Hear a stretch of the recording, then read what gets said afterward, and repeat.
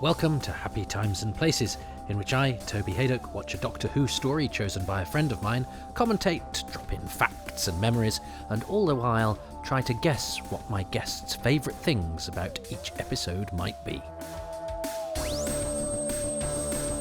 Hello, Toby. It's Paul Litchfield here. 1/3 of the podcast noise that is a wheezing, groaning sound. Categorically, of course, the only Doctor Who podcast available. Now, it's just me, I'm afraid. My fellow companions can't be with me at the moment.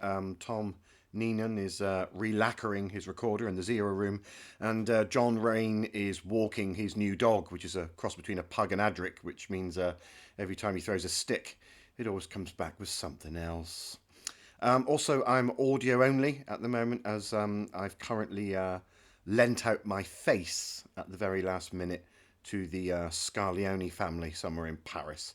Anyway, my choices for you are the two-parter, David Tennant two-parter, that is Human Nature and Family of Blood, which I really enjoyed. So I'm going to tell you the bits I really genuinely adored about both episodes, and then I'll give you my super duper overall joy, love about the whole thing.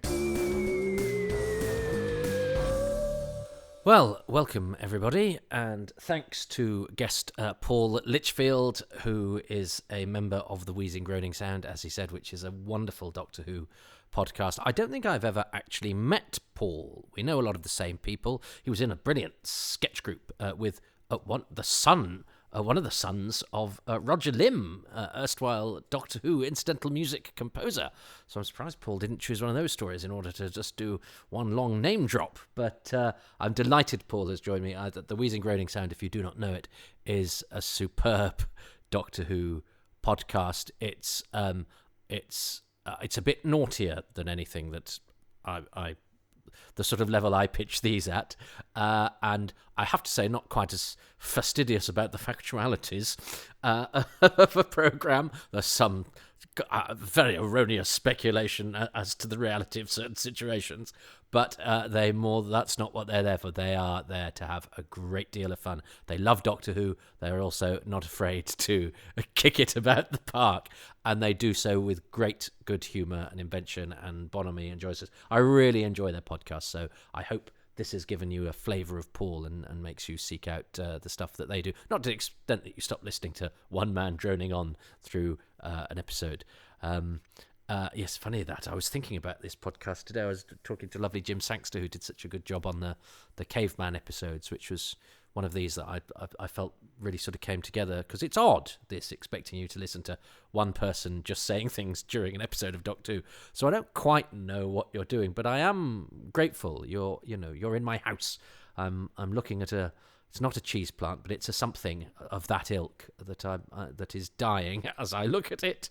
I got it we've got a plinth at the back that needs something to go on it to give it a bit of height. So I got this thing for Shez for Christmas, and I said it's got to be something that can sort of exist in the shadows and doesn't need much maintenance, because it's just sort of sprucing up a corner. And they said, oh yeah, absolutely this, and it's as I said, it's dying as I speak. It had 3 bits of leafy growth on it, and one of the bits had leafy growth on has died.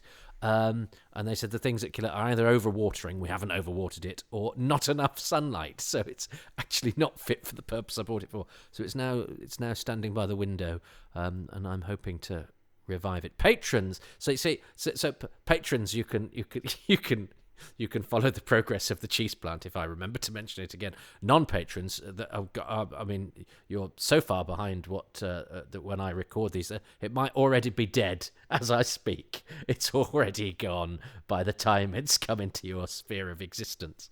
Anyway, so if that's not a reason to become a patron, I don't know what is.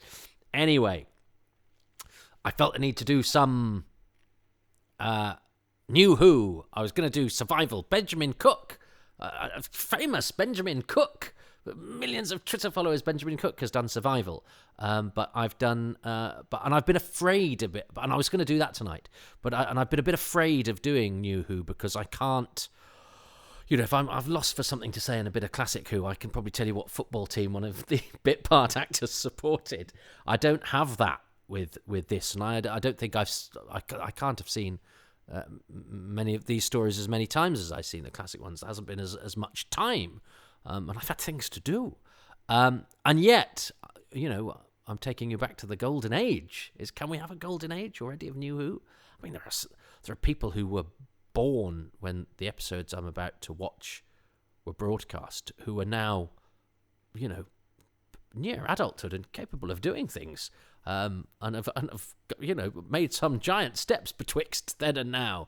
I've just sort of meandered. Anyway, it's a sobering thought, but cards on the table. I this is a story I'm very much looking forward to revisiting. And certainly enjoying it in the presence of Paul, who is a very, very witty fellow. So I'm grateful to you for being there or here. You're in my house. Welcome. Yeah, we've got a dying cheese plant. It's not a cheese plant. I can't remember what it's called. It's after midnight because I can only do this when the working day is done and my other half is tired of my fascinating conversations about the apostrophe positioning on Howard's Way and whether Vera Lorimer really understood Blake Seven, and so that's seeing her off. And now we're going to do Human Nature. I have it on BBC iPlayer, and I am going to press play in. Let me just get it on the old, because we're in the future. I've got it on iPlayer. I have it on disc, but I've got it on iPlayer. Right, it's going to start in 3, 2, 1. And I mean, it starts. Oh, I love a laser beam. I'm easily pleased. I love a laser beam. And in fact, I've just been doing an 80s story. I don't know quite what order these are going to come out in, but I've just done an 80s story that has a couple of laser beams, and they made me very, very happy. So seeing a laser beam in New Who, just seeing it sort of hot on the heels of the Doctor there into the TARDIS, I think is a great way to begin. In fact, I think this admirable, the way this begins at such a lick, the way that there's some big things going on here. So the villains are already established. The community. If I'd written this whole setup would have been so laboured. I'm writing something at the moment. I look at it. I go. I really need to. Condensing stuff is really part of the art of good writing. And I know how easy it is to sort of go, well, they might not understand this. I really need to explain the mechanics of it. And good science fiction explains the mechanics at a lick. It doesn't mean you have to explain them, but there's a real art, I think, in condensing the sort of setup, and this not only does that and introduces some big concepts, the chameleon arch and the watch and this pursuing bunch of aliens, but gets us into the story, and what this story is, the story of John Smith at the school, before the credits, before the titles, before the opening titles. And I think that is a remarkable feat, an excellent feat of writing. And certainly not what I expected, knowing what the sort of story was going to be about. I expected there to be a bit of a build-up, and this would be a big moment, within the opening episode. Oh my God, Doctor Who's going to have to be somebody else. No, we're going to pretty much start with him being somebody else, and of course it's nice for Martha actually, but. Sort of being in the driving seat in a way. I think that's a really nice dynamic to give our leads. I'm just going to use this opportunity of the opening theme. I love this opening title sequence to say, Alexa, Volume 5. Because I don't want to wake the house or the neighbourhood up with I love the violins of this theme tune. I remember when I first heard those and I thought, this is new, but I like it. Because, of course, there's still part of me that only likes things that are old. And but I remember loving this one. Now, because we'd had a preview, because there'd been, one of these kids is out of step. I'm sure one of these kids is a Corporal Jones. Yes, he is. Look at him. And he's not quite, his gait isn't quite as good as everybody else's. Anyway, He's probably runs the RSC now. Ha ha ha. I think this whole setup of this story is superb, because I think there's something about England of the past that is very compelling to us, because it speaks to our identity, part of our identity that we have cast off because we do not do things this way, and yet our culture is sort of embedded in a lot of the attitudes that were formed or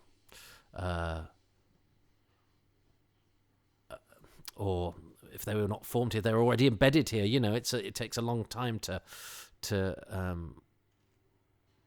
iron out tradition, and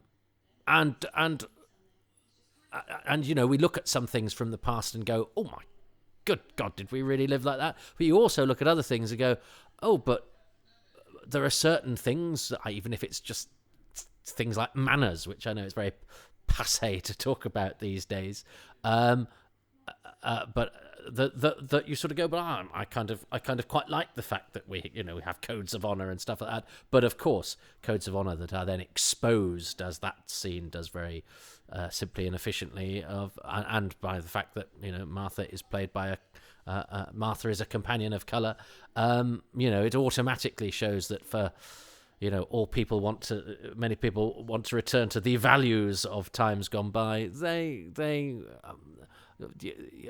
Values becomes a very interesting word, but equally, I'm not a blind basher of the past and all that it is either. And I think this story and the way that it deals with the attitudes of times gone by, nearly over 100 years ago now, and yet with recognizable sorts of people. Isn't that a sobering thought? Yes, of course, everybody depicted in this will be dead now, and yet look and sound. It's not like watching something from the 1700s or something. There's still enough of us in these people. It's curious. I find that terribly moving. As I get older, I get very wobbly about mortality, and about not just my own, but about the fact that I know a lot of people who've died. Not a week goes by these days. Well, that's partially, as a friend of mine says, because if your social circle is largely character actors who had their heyday in the 1960s, what do you expect? But not only that, contemporaries of mine as well. And I find the fragility of life quite moving, and the importance of individual lives, which of course this talks about, because we talk about the great number of casualties in World War One, but each of those casualties was an individual person. And what this captures so brilliantly was not only a person, but a person who'd only just left school. My goodness. And I mean, you look at kids today and you go, well, they're cocky bunch, but they wouldn't be able to do this sort of thing. And that's interesting, because it sort of shows that the bravado of youth actually hides a lot of fragility. And again, those contrary things, I think, are fascinating to grapple. And I think it does all of this with the backdrop of where it's a science fiction story about an eccentric time traveler being pursued by a family of alien mayflies, essentially. Word for Jessica Hines, who I think is excellent. I had the very great pleasure of working with her subsequently to this. She and I both wrote part of a trilogy of plays about Spike Milligan. I don't know why I was chosen. And they were performed live in Hull. Jessica was in hers. Oh, I was in mine. Did I narrate mine? I was in mine a bit. Jessica's was a monologue. And another lovely writer called Lee Mattinson. And we had... Did we have Doctor Who people in it? Actually, it wasn't a very Doctor Who-y cast. Mark Keep was in mine, but he's not been in Doctor Who, but he's associated with Jessica. Anyway, I digress. The set design here is excellent. All of this, the period is done very well. But I think the whole period with the way that these two interact with each other, this is beautiful, and this is very evocative. All these pictures of the dreams, and it's great to see the gas mask kid there, and that's pretty. Just seeing a Dalek in ink, I think, is great. The Mox of Balhoun. I think this is such a great conceit, and I have to make a confession. I've never read the book. See, this is why I reject any suggestion that I'm some kind of authority on Doctor Who, because there's whole chunks that the new adventures. I feel like a traitor in a way, but when they came out, I was broke. I was a student. I suppose if I'd been a proper Doctor Who fan, I would have saved my Paul McGann is canon. Oh, what a moment that is, because of course this is before the next Doctor, where we see them in clips, but those pictures, it's very evocative, that as well. And of course, because a diary and a journal is such a personal thing, it's a very good way of giving an insight into his mind without him saying anything, because it's his subconscious. It's very artfully done, that. It's a very sensitively judged performance from Jessica Hines. This. She's quite a talent. She was doing a film about a boxer when we did the Spike Milligan thing that she wrote and was in. She's quite a talent. I think she's absolutely beautiful in this, and especially as she's well known for, really well known for Spaced and for comedy. I always think it's great when Doctor Who gives comedy actors the chance to do something straight and prove that actually, if you can make people laugh, you can do the other stuff as well. And somehow it just seems to work slightly better for me in science fiction, because we're dealing with the otherworldly and the strange. It seems less incongruous than it might seeing somebody in a gritty police drama or something. Although I would still welcome that. I like watching actors doing things that I don't expect them to do. But I know that can jolt an audience. An audiences sometimes like their actors to do the thing that they like to see them doing, which is why you often have stars who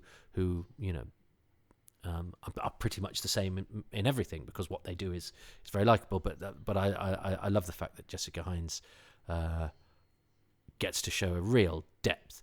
What a cast, though! Thomas Brodie Sangster. I knew his agent I got to know his agent, who then wasn't his agent for much longer, because I think he then joined Curtis Brown or somebody, but who was his agent when he did this. Harry Lloyd, whose performance as the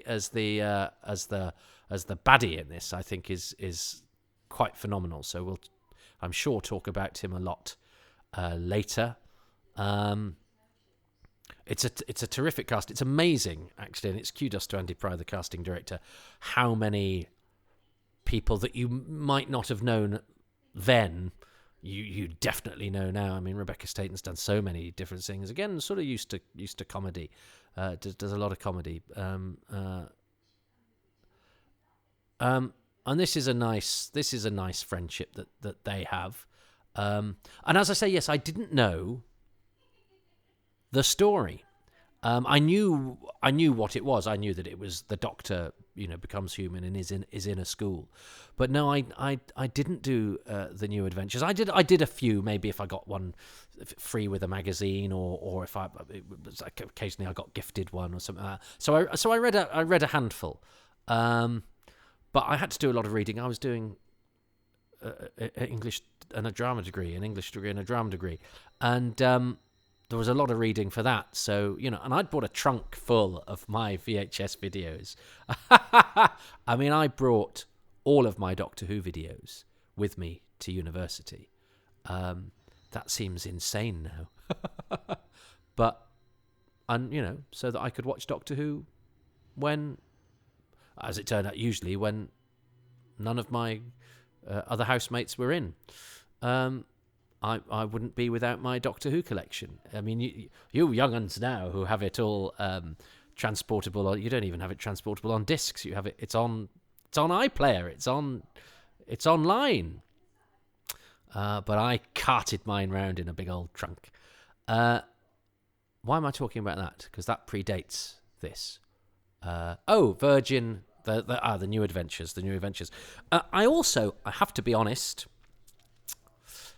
I knew Paul Cornell was a fan, and I didn't like the idea of fans writing Doctor Who things, the books, because it all comes from self-loathing, believe you me, and probably a bit of jealousy. That it enabled me to go, that's not proper, because they're fans. Of course, that is nonsense. Paul Cornell is an A-list, very capable writer. I knew nothing about... I think I'd read a couple of comic strips they'd written in some early things or whatever. But no, I didn't know.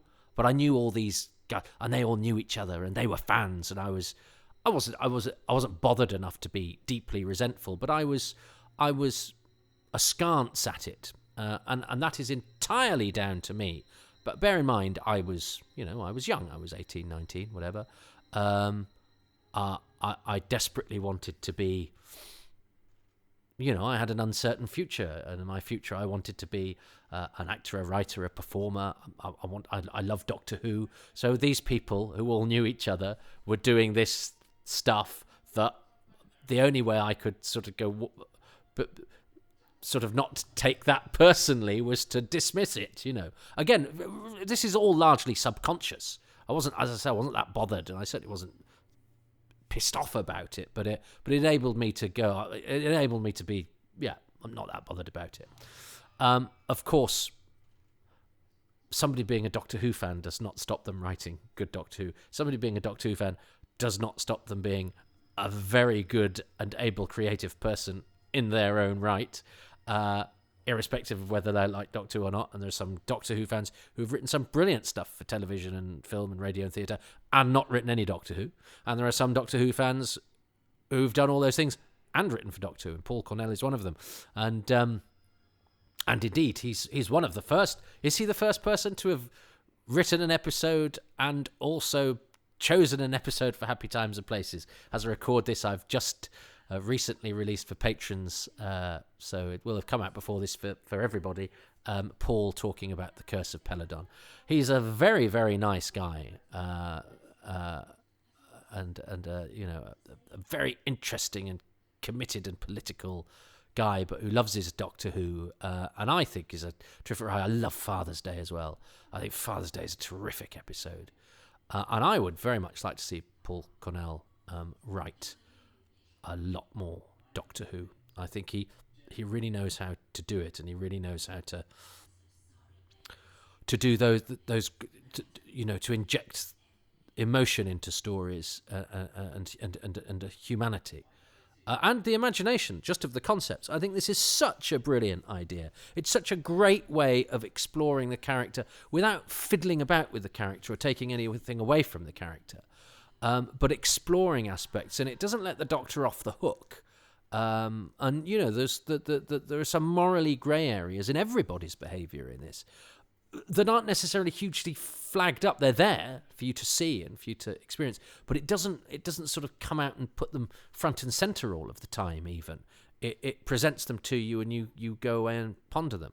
Now, I love Harry Lloyd. I think he's really brilliant and odd here. The only thing that takes it away from me slightly, because I love him from now on, is that he was slightly odd when the spaceship landed, when he was being him, and he's sort of slightly what, and it just seems slightly arch and slightly weird. And I think it needed to dial down that slightly sort of eccentric oddity, because that's what this bit has. That's the only slight caveat I have in my otherwise undying joy of this performance, because I think he's one of the great Doctor Who villains. I think it's an absolutely terrific performance, and when I rewatched this, over and over again, as I was wont to do when these stories went out, I couldn't get enough of what he was doing.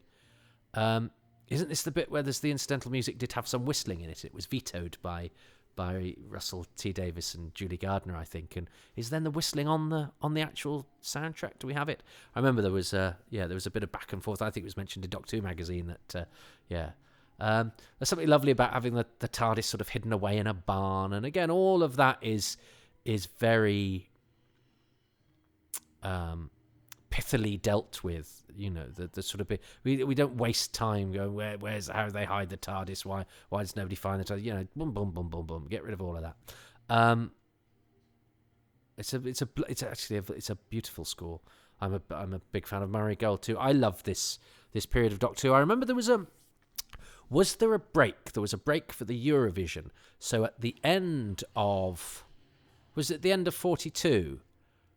They had a sort of, because it's not on for 2 weeks, coming next. The next time trailer was not the next time trailer for this episode. It was next time trailer for the rest of the series. So it had We Want the Doctor. It had Jared Horan doing that, didn't it? But then it had this. So it felt like this was the beginning of another season, even though we'd only had a week off for Eurovision, because they were so good at that kind of thing. Then of dripping you just enough clips to make every week seem like a headline, every week seem like something momentous, and then even just by the virtue of having a week off, they went, well, we'll make it seem like this second chunk of the season is another sort of on the way to another blockbuster. It was the way it was packaged. I mean, just purely aside from the fact that it's really high quality acting, writing, and directing, all of this stuff, the way that the show was packaged as an entity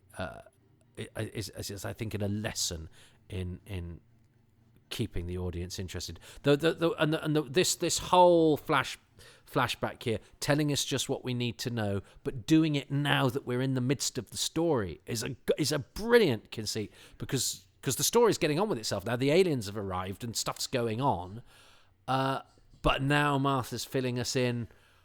The score that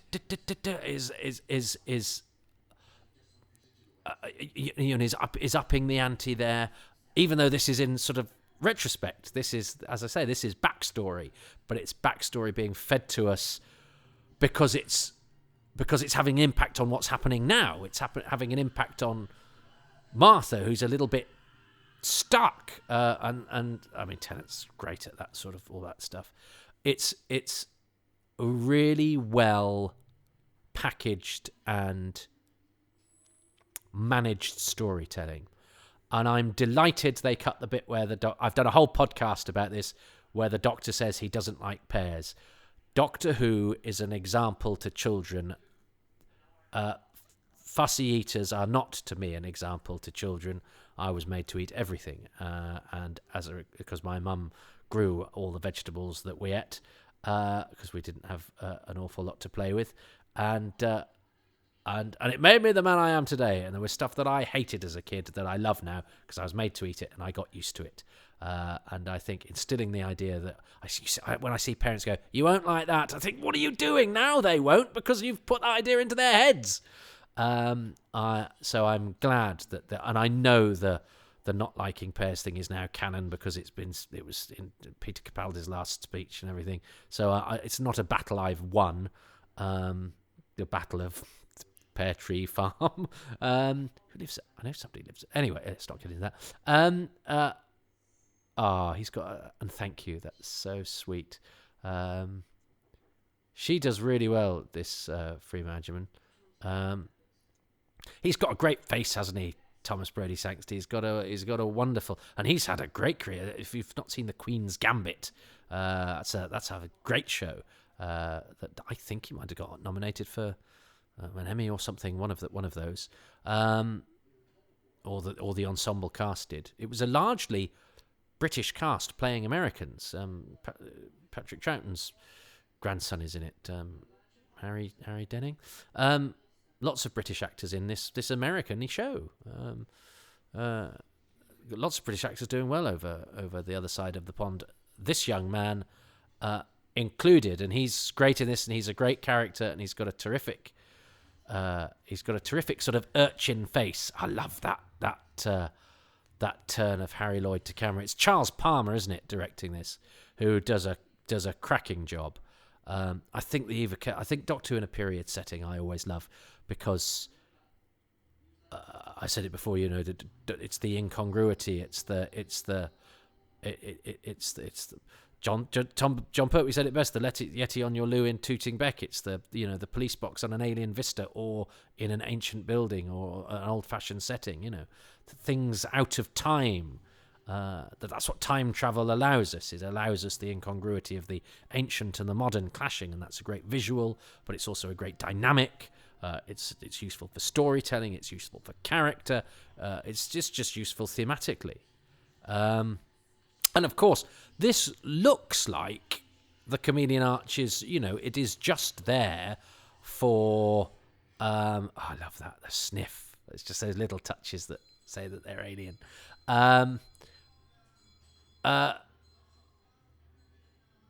It looks like it's just there for this story, and it's it justifies its existence for this story because it's there to disguise the Doctor. But of course, it then comes back and repays its presence big time for when the season starts to gear towards the finale, and it kicks Utopia into a completely different direction. Jared Horan is an actor that should have been in Doctor Who by this point. Oh, I forgot the Scarecrows are brilliant. I'm loving a Scarecrow is a Doctor Who thing. I think the design of those Scarecrows is absolutely fantastic. It's the Scarecrow mark of the Rani, isn't there? It's the Master, isn't it, where the Scarecrow does a thing, and that's quite a thing of sort of scary drama. Somebody walks past a Scarecrow and it moves. So it's not an unknown thing. But I think the design, the sort of sad face, and I think the genius of that sort of sackcloth gait that they have. That because it's almost got the sort of sad, the Scarecrow of the Wizard of Oz thing, but it's a perverse, monstrous version. But that sort of ragdolly kind of gait that they have is absolutely right. It says Scarecrow, but it's also sort of perverse and sort of scary, but with a slight sort of melancholy and sadness and dopiness. It's like the dopey Scarecrow, isn't it, from Wizard of Oz? So it flirts with almost being humorous, but isn't. That's what makes it scary. And again, it's that thing of being a parody of what we sort of know. It's recognisable. You would expect a Scarecrow to move like that. Why would you? Because Scarecrows don't move. But it kind of makes a sort of sense, and because it makes a sort of sense, and we sort of we recognise the incongruity, which sounds like a contradiction in terms, and this is all great because it sums up the sort of the harshness of this world. Kids had to grow up so fast, and when people, I was reading something the other day about a sort of return to discipline in schools and that sort of thing. And as an older person who's slightly frightened of gobby teenagers, I sort of part of me goes, yeah, that's what we need, a bit of a. But actually, the sort of discipline that created these very upright people, as we think of in the past, created some really screwed up people, and had a seam of violence and cruelty and unfairness running through it. And what's interesting is seeing the Doctor absolutely fine about corporal punishment, which we find absolutely appalling. There was still corporal punishment at school when I was at school. I mean, I think my period at school saw the sort of the easing off out of it. But yeah, I'm that old. I saw people getting their bottoms smacked, which would have you struck off now as a teacher. But the whole preparing for World War One setting just gives the story an extra sort of emotional, moral heft and a really interesting backdrop that, again, we don't get any stern lectures about it. We don't get any chin stroking about it. It's there, and we judge it or we don't. And actually, it's not judged 100% good. Pip Torrens as the headmaster. I mean, when you've got Pip Torrens, what, 4th or 5th on the guest cast, you have a good guest cast, because he's a mighty fine actor. He's currently in Succession, playing the sort of man that wears salmon-coloured trousers to a wedding. He's a wonderful actor, Pip Torrens. I mean, one of our best actors. I'd love to see him come back to Doctor Who to do more. But the fact that he's playing, a relative, it's still a great part, but he's not the main guest star, which an actor of his heft, should definitely be. I love the Doctor's coat and hat combo. Those are the sort of clothes I'd like to wear and get away with wearing, but I have neither the shape nor the gait nor the posture for it, and I would just end up looking like I'd spent the night in a hedge. It's one of the many things that makes me sad. This is a funny. This sequence must have taken ages to do. It's a bit of silly, which the story could totally live without, and it will never be a highlight for me of the story, and yet it's absolutely brilliant, and really well done, and the amount of work that must have gone into it. But for me, it's a kind of it's a distraction from the story, and yet it just goes to show what a high quality piece of work that this is. That this sort of disposable bit, and actually slightly silly bit, is actually a bravura piece of television, technically, and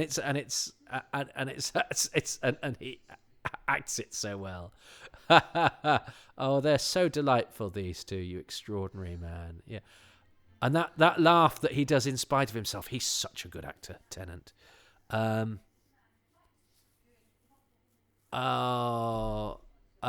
this musing that they have about a girl in every fireplace, all of that.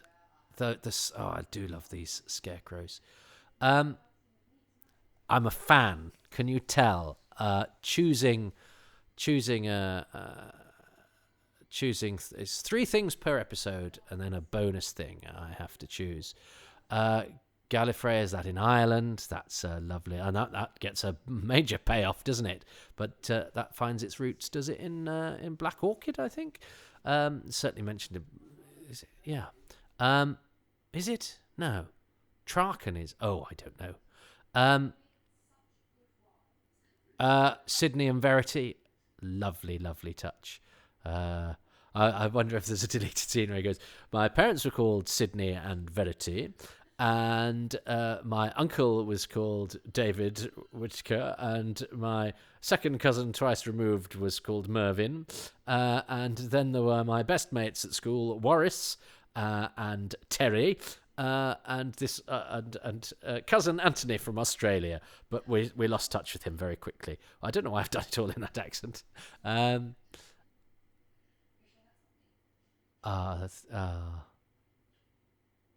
I love those drawings.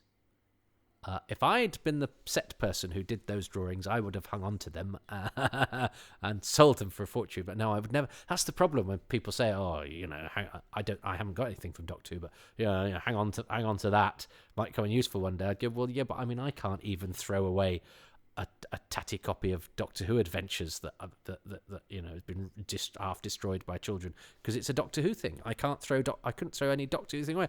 Doctor Who's kissing, and of course Doctor Who is allowed to kiss because it's not Doctor Who kissing. It's because I'm very much in the. I don't want to see Doctor Who kissing. There's kissing goes on in any other number of programs.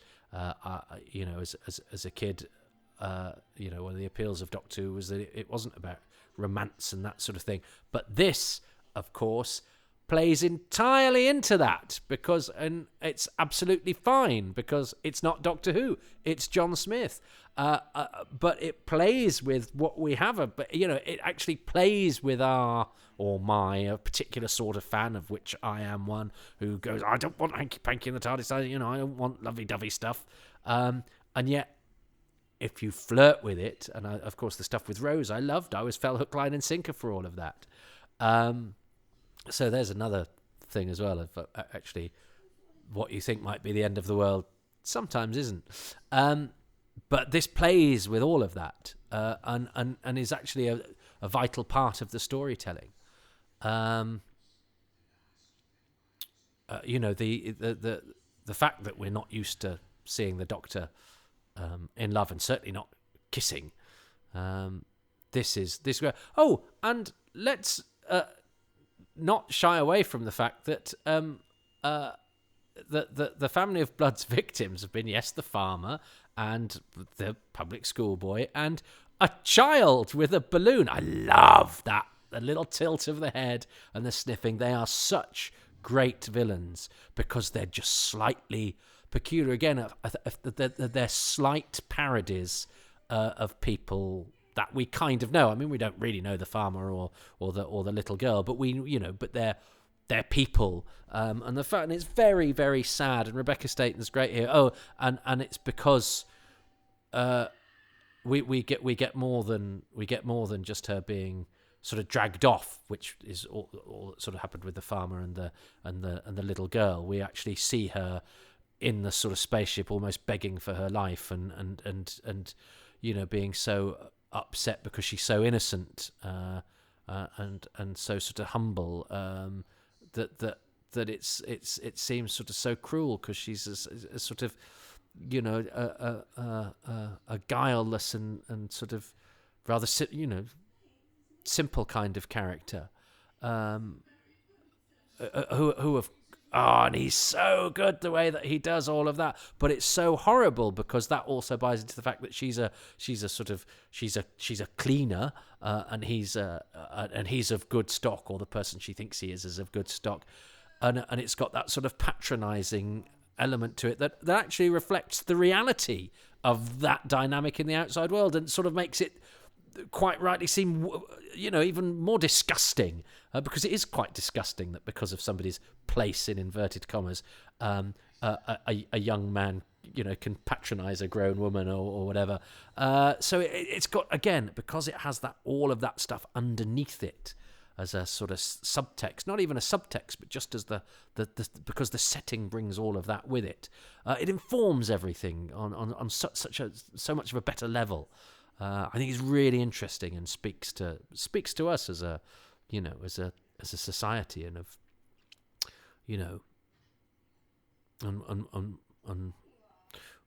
what we think, what we expect, what how we've changed, and actually also how we haven't. And part of me does go, I think the world was a better place when we drank tea out of china cups and saucers, and all of that sort of stuff. All of that sort of oldie worldy stuff I find very appealing, because I've got just enough of a foot in that world, because I can feel that room. I can feel that room that they're in, before there was central heating, and when there were big old buildings that were cold, and beds that just had blankets on, all of that sort of stuff. I still have a tiny foot in that world. It's and when I was a kid, there were people around for whom this time was a living memory. So, and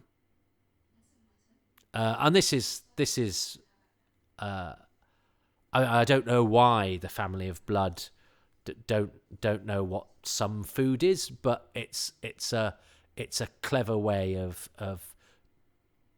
it's a useful way of showing Martha realizing that something's wrong. I like the fact that it doesn't take long for the alien to realize that Martha's cottoned on, because that would undermine the alien if Martha had found out and the alien was absolutely clueless, because it would automatically go, oh, these guys aren't up to much. I don't quite buy the yes. I'll just say I'd like an elephant sandwich, and the aliens will go, well, that sounds fine to me, because I under what other circumstances I'm going to go to work. I'm going to go to work on my marmalade bicycle. Well, of course you are. I don't why they know what some words mean and not others, but it's. I think it sort of works. That's brilliant. Cultural differences. That is glorious, because we love John Smith and he's a nice guy, and these are both nice guy, but they have attitudes that are appalling to us. And that, that's deep. And I love her reaction to, the sort of patronizing, the, cultural differences. This is a book. That's brilliant. And that's, again, it's not remotely heavy-handed. It's not us with the benefit of, modern perspectives going, oh, weren't these people stupid? Which is exactly what those characters are guilty of. It's that's really, I like the sort of cutting to the future. They never, we never quite explain why Thomas Brodie Sangster is psychic and has the future thing. But again, it's a sort of important element of the story, just in the sense that it gives him a little bit of a different perspective, and it impacts the plot slightly. But again, there's no sort of, we don't need to sort of sit down and have a massive scene about it. If we can accept, alien Mayfly beasts and their spaceship and their tail, we can accept the fact that this young lad, for whatever reason, has slightly enhanced psychic powers. I was astonished that this doorman is Derek Smith. Derek Smith, I've seen his bottom. I mean, Midsummer Night's Dream. He was bottom. Lois Baxter was Titania from Androids of Tara. Jim McManus from The Invisible Enemy was Snout. Oh, Michael Goldie from The Wheel in Space, and Craddock from Daleks 2150 AD was Snug.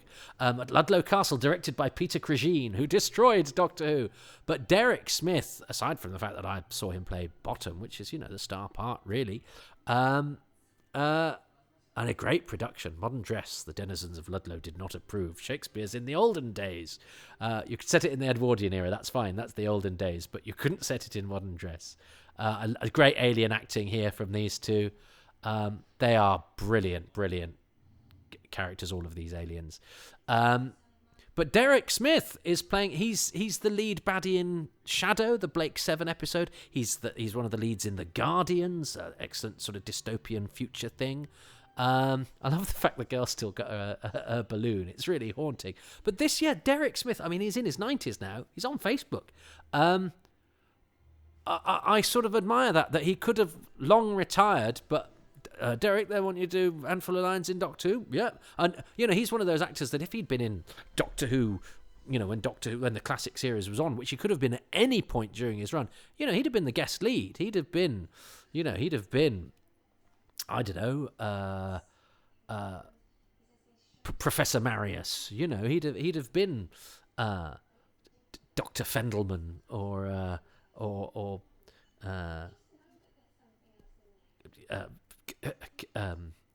Count Federico. One of those. He could have been any of those sorts of characters.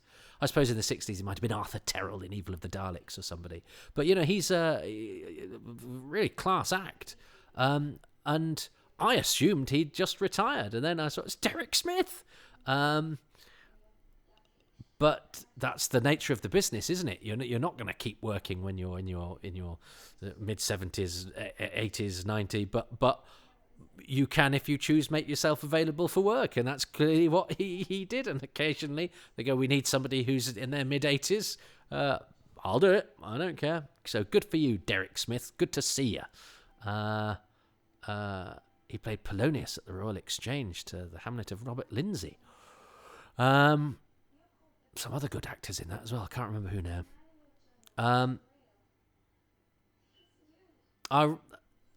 I really like the fact that good close up for Derek. Oh, and this is horrible. It's horrible. And again, because that's an old war veteran, I find that it's a terrible thing that's somebody who will have been in absolutely perilous sort of situations, who then is sort of wasted, literally, by the cruel indifference of this really horrible alien. And Jared Horan, he really should have been in Doctor Who before now. Zap, you get killed as well. Yeah, and it's a nice just effect, that as well. Jared Horan, he was in London's Burning. He's put on a bit of weight since he was on telly. He was on telly a lot in the 80s, where he wasn't quite, he didn't have quite such a sort of chin. He was quite, because he was younger. I'm not being rude, I'm not being casting any aspersions, but he had particularly sort of he had a sort of jug-eared, slightly gormless countenance that he played upon. He's an excellent classical actor. He's a close associate of Kenneth Branagh, but he'd got a face that suited particular sorts of parts in the 80s, and he's one of the regular sort of patients in The Singing Detective next to Michael Gambon.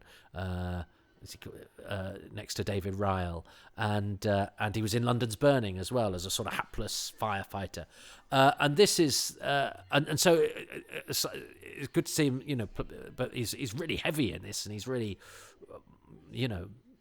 forceful and villainous, and he's always an actor I liked in the 80s. It was always nice to see him pop up in things, but he's in Kenneth Branagh's Much Ado About Nothing as is it Borachio thug. So he's one of those actors that I was pleased to see pop up in Doctor Who. He's a good actor. David Tennant makes a mistake actually in the commentary for this, where he says, he turns up as a voice of one of the Toclafane, because I think David Tennant had misread the credits because it's Jared Logan. So it always goes, even a primary source get things wrong, so you double check before you write it in the history books, people. There's me talking about, and yes, let's not get this cast-related fact on a commentary wrong, rather than talk about the gloriousness of the Doctor's moral dilemma, which is a brilliantly set up cliffhanger. Then that makes all the disparate parts of the story and all the different pulls that the character of the Doctor. Well, the Doctor's not really been in it, because the Doctor has been subsumed by John Smith, who doesn't really exist. And there's all that sort of stuff about identity. Well, John Smith is a real person and is free of the Doctor, and has, and does some things, as I say, like the being indifferent to corporal punishment. We go, we're not really sure about that. But then in other ways, he's better than the Doctor, because reintroducing the Doctor to him makes for some awful pragmatic decision. And this is a very clever throw forward, because it makes us think we're gonna see the Doctor living a life with Joan, and the way that actually manifests itself in the in the story as it turns out next week is very different. So even the trailer is very, very sneaky, and it slightly lets you down, because you think, what? Deliberately it made me go, I don't want to see him get married and have kids. I want this story. So the trailer's setting me up to be disappointed, and then of course when it actually reveals why it's showing you those things and what it's a relief. So it sort of almost promises you what you don't want from the story in a way, and then doesn't give you that, and then you're pleased. Clever, so clever. Oh, what a superb episode that is. It's got everything you want. Wonderful villains. It's a period setting. The leads are great. The guest cast are great. The ideas are superb. It's top notch. So, what are my three favourite things about human nature? Well, God. I think all of these are probably going to touch on what Paul chooses, and I'm just going to slightly miss out. So there's no point in even trying to second guess. So just what are your favourite things, Toby? Well, I think all that, the alienness of the alien. Yeah, I think the family, just that sniffing Harry Lloyd's looks and deportment, the tilting of the heads, the choosing of the victims. I think they're a great set of villains, and they really work, and they're really creepy, and they're really odd. Love that.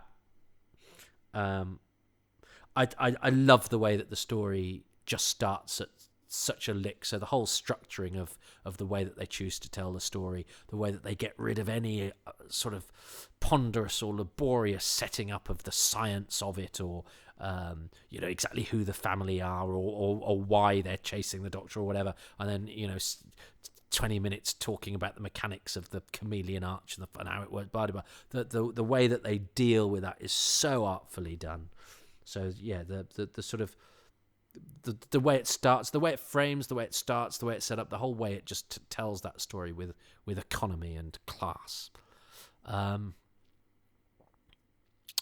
there's so much. I love the period setting, but I'll probably talk a bit about that next week, because there's that.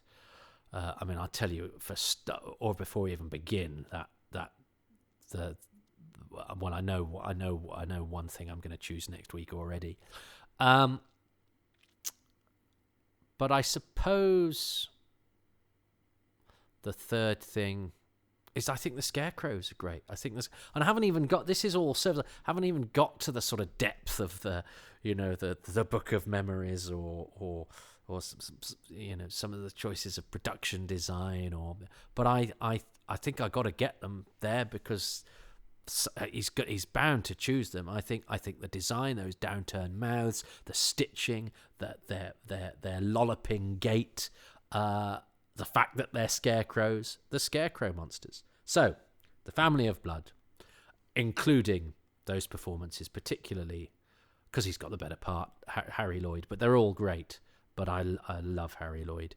But the family, the tilting of the heads, all of that, the whole, everything that they are.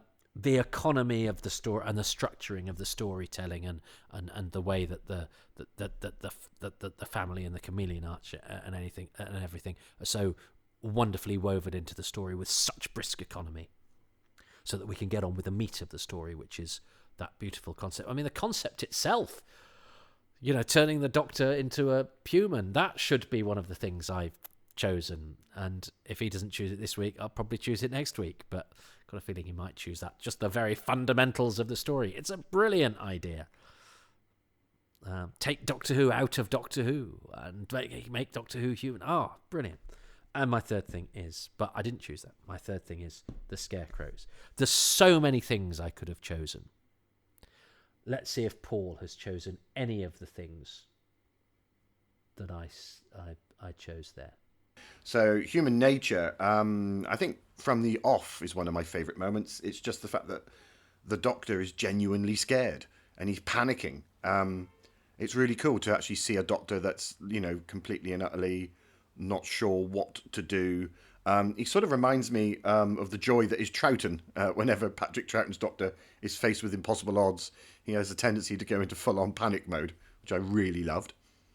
The second thing that I really adore about human nature actually is Martha. I think she's just got the most amazing little bit of work to do in both episodes, actually, but particularly in this one, because she's been lumbered with the task of keeping the Doctor safe, and that means she has to spend her time in servitude. You're not quite entirely sure just how long she spends her time scrubbing floors, being racially slurred. I mean, she's just in the most awful position. She keeps walking into rooms, which is brilliant, and then they keep saying, you need to knock first, and then she sort of, yeah, all right, and then she sort of walks back and knocks. I love all the stuff that she's doing in this episode and the next episode. It's just a really great character arc story for her. She's all sassy normally, and she's being forced to sort of live in the past in a position that she absolutely loathes. And the other thing I really love is the character of Baines, the schoolboy, who once he's transformed into one of the family, he just goes full on. Like, it's a massive theatrical slice of ham, and I really love it. He's just goes insane. The way he stares at people is absolutely amazing. It's genuinely terrifying, his characterization of being taken over by an alien force. In particular, I really like his sideways mouth. His mouth sort of goes up the side of his face like he's been painted by a Picasso. By a Picasso? By the Picasso. Well, I think I get one of those, because I did specify Harry Lloyd plays Baines in my.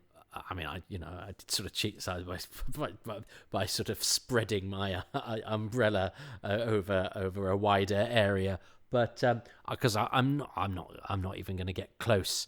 I think, because I agreed with the other things that Paul said, particularly about Martha, and Free Imagination is superb, and I really like that that her character. All the way that her character is placed within the story, and the way that the actress rises to the occasion, it's just so cleverly done and placed, and it's brilliant.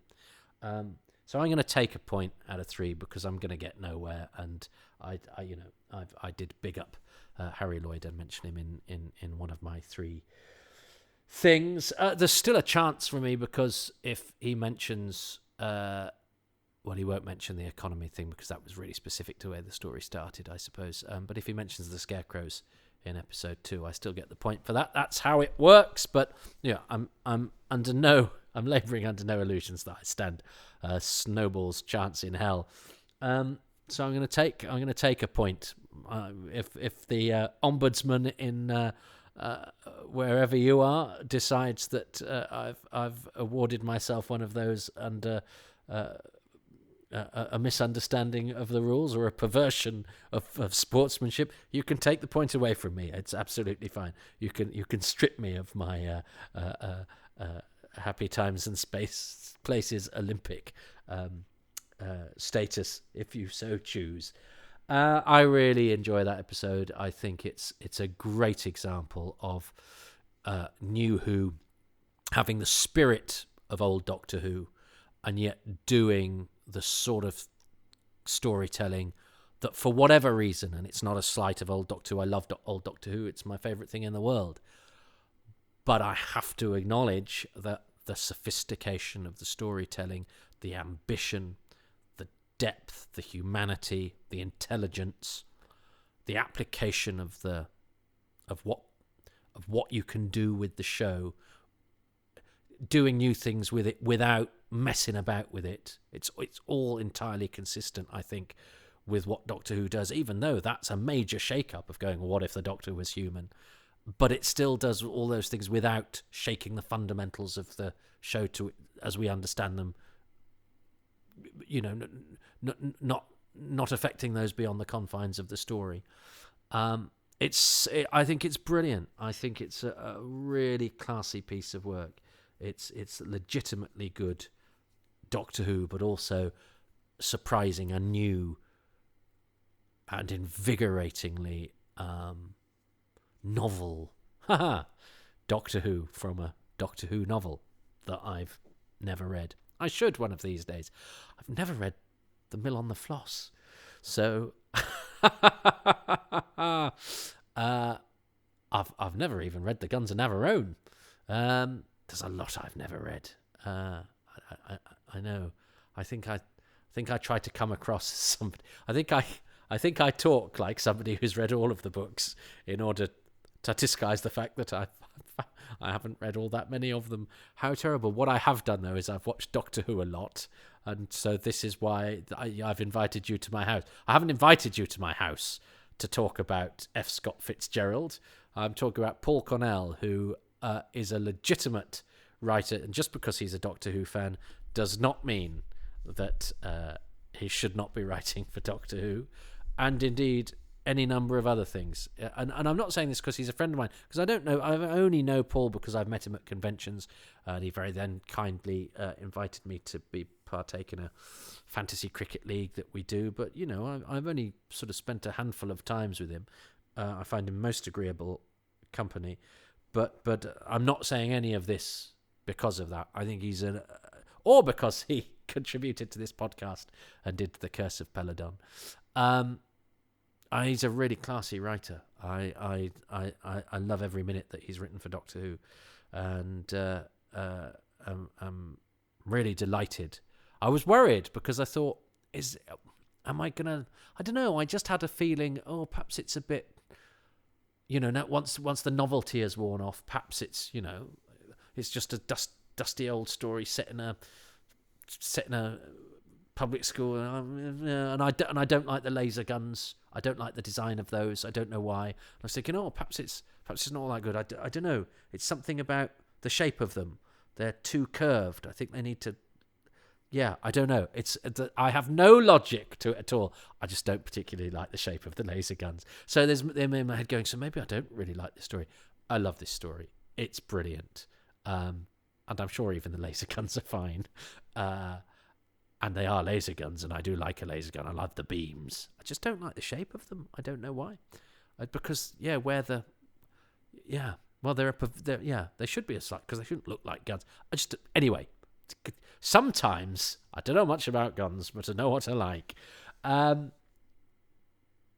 So I think I was slightly worried that I would be slightly underwhelmed for whatever reason, and because I wasn't in the mood to watch newer Doctor Who, I was in the mood to watch Survival. But I'm glad I watched that because I'm totally invigorated by it. I think it's astonishing.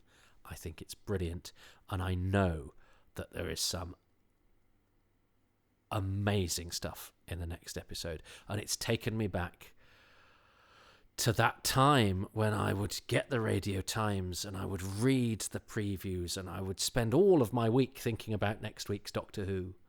I don't know why, because I had kids and I had when I was working and all that sort of thing. I seem to have less time now. I don't know why, because I was really busy then.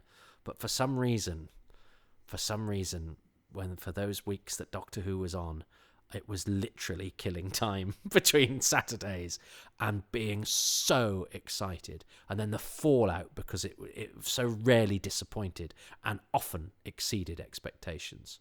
And I knew that this story was big news because it was based on a book that everybody raved about. But that, in effect, made me sort of think, oh, well, is this sort of soiled goods in a way? Because it's already been handled, somebody's already messed about with it. And I just remember going, oh, God, no, this is something really special. And I think it still is. It's an amazing piece of Doctor Who. So join me next time when we have the continuation of this amazing piece of Doctor Who and one of my favourite segments. Thinking about it just nourishes me in its brilliance of an example. It does something that no other programme, I think, could do so effectively. And its ingredients, all its ingredients together, make no sense if you lay them out, or they make sense within themselves, but you describe them to people and they go and you watch that and it makes you cry. You go, yeah, that's why Doctor Who is what it is. I think you could probably guess which bit I'm talking about. I hope I do it justice. Thank you for listening to this. I love talking about Doctor Who, and it thrills me that there are people out there that are prepared to listen to me do so. I hope this has made you want to scurry back to watch Family of Blood, or if you have been watching Family of Blood with me talking over it, you fools, just watch it. It's great. Not Family of Blood, Human Nature. Family of Blood's next week. But look, I hope this piece of Doctor Who inspires you as much as it inspires me, because it's made me end my day grinning from ear to ear and just thrilled at the possibilities of imaginative, gripping, clever, insightful, intelligent, mad, funny, magical storytelling being done by brilliant people. Well, welcome everybody. It's a dark, rainy night where I am. I'm being warmed by an actual fire, and rather soberingly watching, a piece of disposable entertainment that nonetheless means a great deal to me and any number of people. As the world seems to go a little bit crazy outside, I can offer no solutions to that, nor would I even try. But on a very small scale, when I need to escape from the world, I find Doctor Who a good place to hide, or at least to be distracted, or at least to make me think. I don't know. There's nothing to say, is there?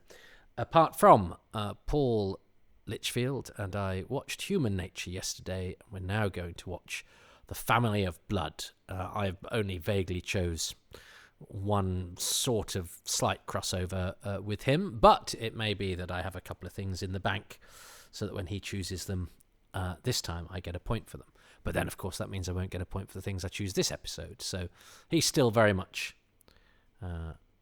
holding all the cards. So the Doctor was left with a dilemma. Let's see how that is resolved. I am on iPlayer. It's offering me to continue watching Doctor Who Series 3, Number 9, Family of Blood. So I'm going to press select in 3, 2, 1.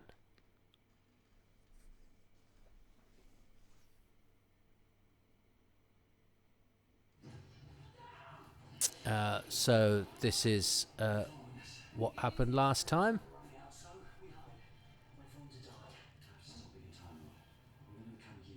I almost thought I'd got the wrong episode then, because there's quite a lot at the very beginning. It's a great piece of music from Murray Gold, isn't it? That Doctor theme, or was it all strange creatures? No, that's a different one. I used to listen to, when I was touring Moth Sent My Doctor Who Scarf, I had that album, and I alternated tracks from that with tracks from my youth or time travel related tracks as the sort of pre-show music. And this, I think this was one of the tracks. We Need a Time Lord. I think that was on the trailer that was on, the end of the 42 before the Eurovision break. So we actually don't get back into the action. So the whole of the pre-credits is the edited highlights of last time.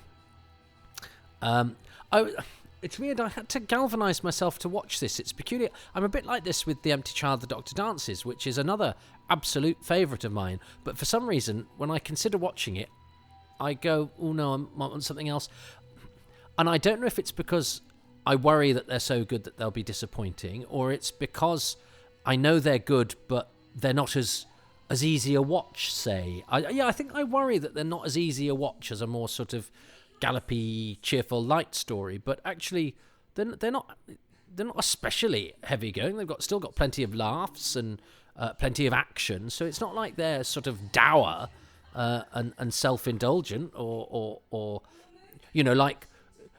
I think I maybe think of it's like watching an art movie when I could be watching, a more populist fare, and yet actually this isn't that equivalent, and nor is The Empty Child. But for whatever reason, I don't rush to watch them as much as I do stories that I would probably score less out of 10 in a poll. And isn't that interesting? Because surely the whole thing about a quality story is whether you want to watch it often, or is it? No, because actually they should work not because of rewatchability, because most people don't rewatch things loads of times. I don't know. I've never quite resolved that. It's like, I probably choose to watch Tremors more than I choose to watch Lawrence of Arabia. But I would probably say Lawrence of Arabia is a better film. But then is it? If I would always turn to Tremors, is it just the self-loathing part of me that goes, it's okay to like Tremors more than Lawrence of Arabia, but I still like this more than say I don't know, Aliens of London. But Aliens of London I see as sort of more fun and frothy and easy to sort of pass the time. It's almost like I feel that I need to give this a little bit more deference. I can't chill out much, but I think this is great. Oh, they're so horrible. Oh, that's so good, and so they're so mean and cruel, and the actors are great. So yes, stop navel gazing, Toby. It doesn't matter how and when you choose to watch it. The night filming really helps with this as well. I love a laser beam. I'm not going to apologise for loving it. And I really love the fact that she's still got her balloon. But that's really chilling. That little girl is dead. I've met the actress. She's turned up at a couple of conventions and stuff, and she's very lovely and very polite. But it's a great image. I say a lot how, Doctor Who really works for me when there's a perversion of the everyday. And we've got a public school boy, a sort of kitchen maid, a farmer, and a little girl with a balloon. And they're absolutely terrifying because they're parodies of what we know, surrounded by a load of scarecrows. What a beautiful building. And I think this setting is quite evocative to me. I was bundled off to boarding school Not because we had money, the opposite actually. A charity paid for me to go and my dad buggered off, and I was very much a fish out of water. I know I have excellent diction, but I'm not posh.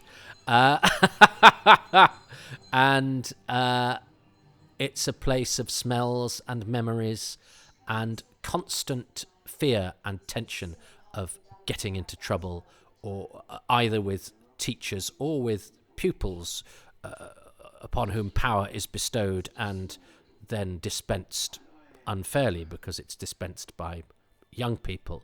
And I think that's why it's a clever setting for this, because especially on the eve of war, because it brings all of that to the fore. The whole sort of private school dynamic, especially that it's one from the past as well. So it's heightened. That sort of class element is heightened. Pip Torrens is fantastic. He looks great. He's got a great face. He's an excellent actor. Really upcasting for this part. Although it's a good part, it's a beautifully written part. All the characters are very, very well. And I love all the sort of period dialogue. That it just seems it just has more weight than somebody going, "F and L, somebody's been killed" or whatever. I think that sort of slight formality, that stiff upper lip stuff, is conflicting, because you kind of admire it, but also it's absurd. I hanker for it in a way. I hanker for decorum and manners and dignity in the face of disaster. But I also know that it brings with it, behind all that proper stuff is cruelty, is unfairness, is hypocrisy. And I think that makes it for such a compelling and conflicting setting. There's always a woman involved. I love the way that Harry Lloyd delivers these sort of straightforward, these very posh lines. Yes, I'm doing. It's wonderful. It's wonderful, and the twisty face that he does. He's really chilling and really strange, and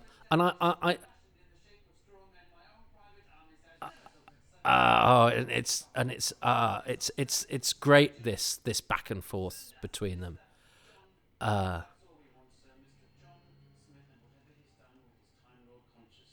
of course this is all because of the Doctor. All these people die because of the Doctor. And there's a big dilemma in that. Is the Doctor worth all of these lives? And we have to sort of go, well, yes, I suppose he is. Then you go, well, that's a very pragmatic decision. That's a lot of blood that you are prepared to give away for the sake of one person. And yes, the Doctor is, of course, very special. And it's odd because I sort of think, but the Doctor should be ideal, should be a hero, because that's what the Doctor to me was when I was younger. But of course, Pertwee is vain. Troughton can be terribly Machiavellian. Baker is Tom Baker is very yes, he's a fun, wayward eccentric, but he's also very brusque about death and cold and alien and detached. So the fact that I saw him as a kid, and all that stuff about using my mates as sandbags and everything, again, is brilliant, because his role in this story is to be the stick in the mud headmaster, and that's Baines taking revenge on him in a way, even though it's not Baines, but you know what I mean, that in lesser hands he would be a stuffy figure of authority there to be shamed and to be ridiculed. But Torrens has dignity, and he's given those lines about actually all of those stuffy authority figures that it's very easy to mock. Saw things, when we look back in the past and go, I can't believe they behaved like that or they did that. Yeah, they also did things that would give you PTSD, and that cosseted old 21st century me wouldn't last 5 minutes doing. So again, you mock the past at your peril.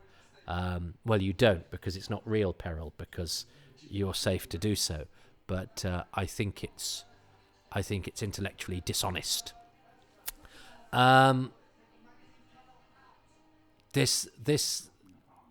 think this whole sequence is extraordinary. I sort of gave a little spoiler last time. This is so well directed. The fact that it's at night time, it's got a slightly sort of mocking faux military aspect to the score, and yet it's not glib. It's not puncturing the reality of marching scarecrow monsters. It's utterly serious, and it allows the strangeness to speak for itself. I think this is quite remarkable, actually. And I remember Alison Graham writing in the Radio Times, not my favourite writer, because she tended to generally just write a synopsis of whatever she was watching and give away spoilers. Now that's not Harry Lloyd in that shot there. You can see it's very brave of them to do that shot.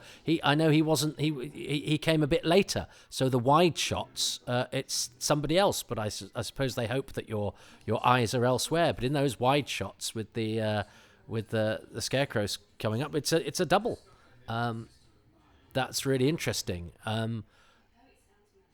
I mean, it's partially because I think a lot of these do they use filters on the camera? There's a slight mugginess to the shots, but I'm watching. I've got a projector now. I don't have a telly. I'm watching it on my big screen. You can see for sure it's not him.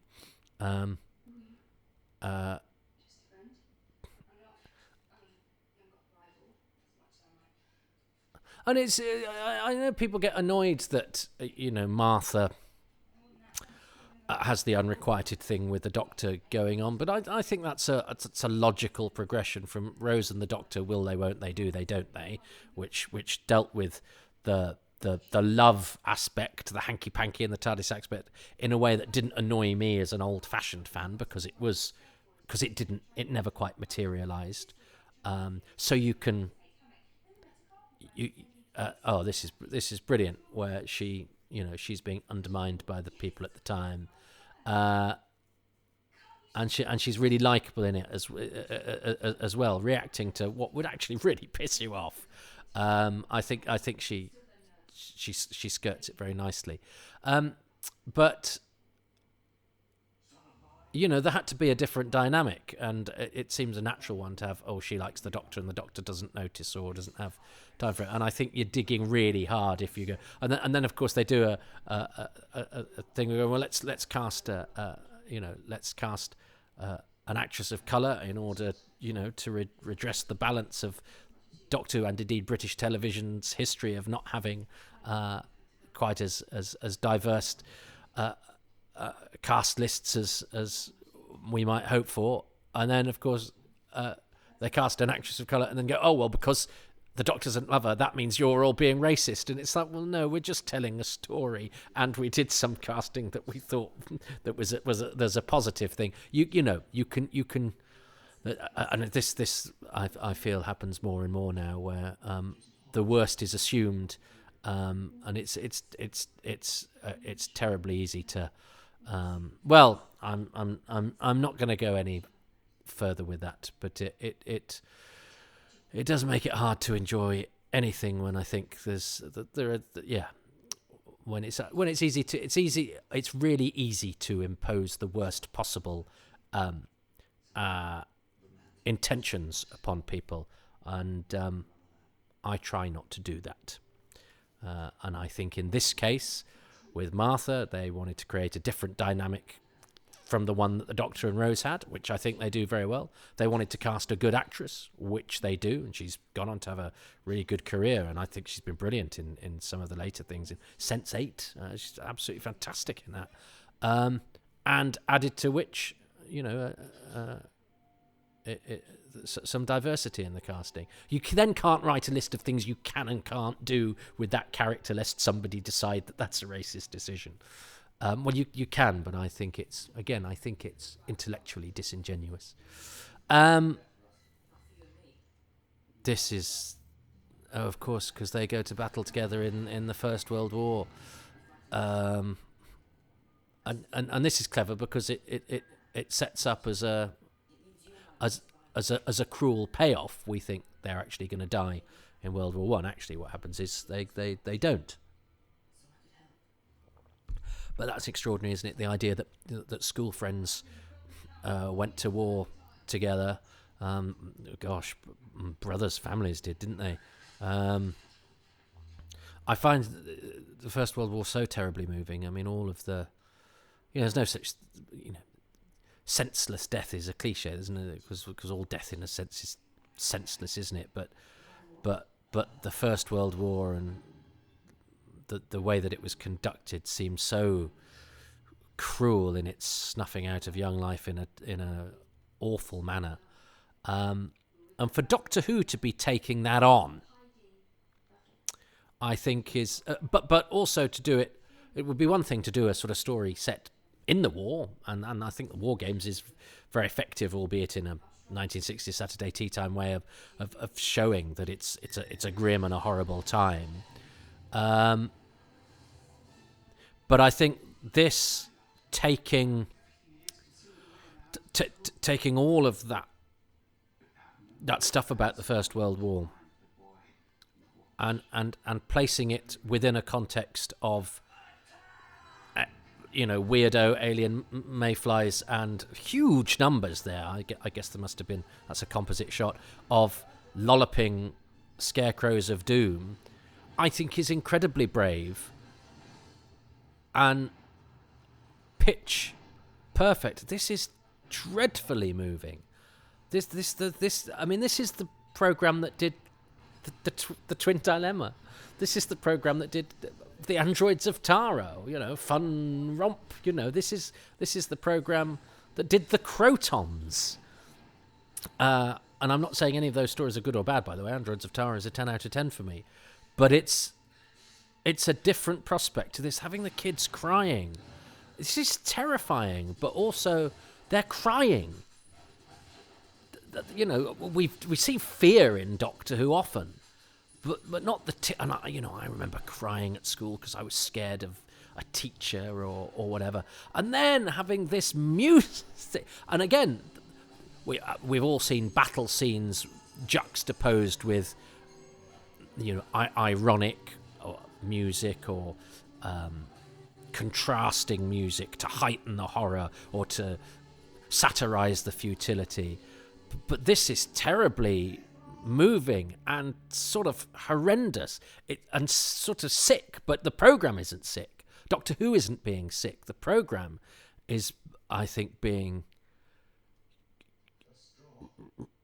responsible and brave and mad and intelligent, and we killed no one. That's so important. I find that extraordinarily moving, but again, bear in mind, it's being moving whilst having schoolboys engaged in a gunfight with scarecrows.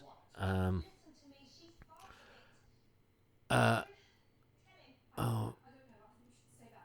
Jessica Hines is brilliant again, genuine kind of. Oh yes, and you're looking at him and you're thinking, because sort of the doctor will know, the doctor will have the right answer, but the doctor doesn't have the right answer because he's not the doctor.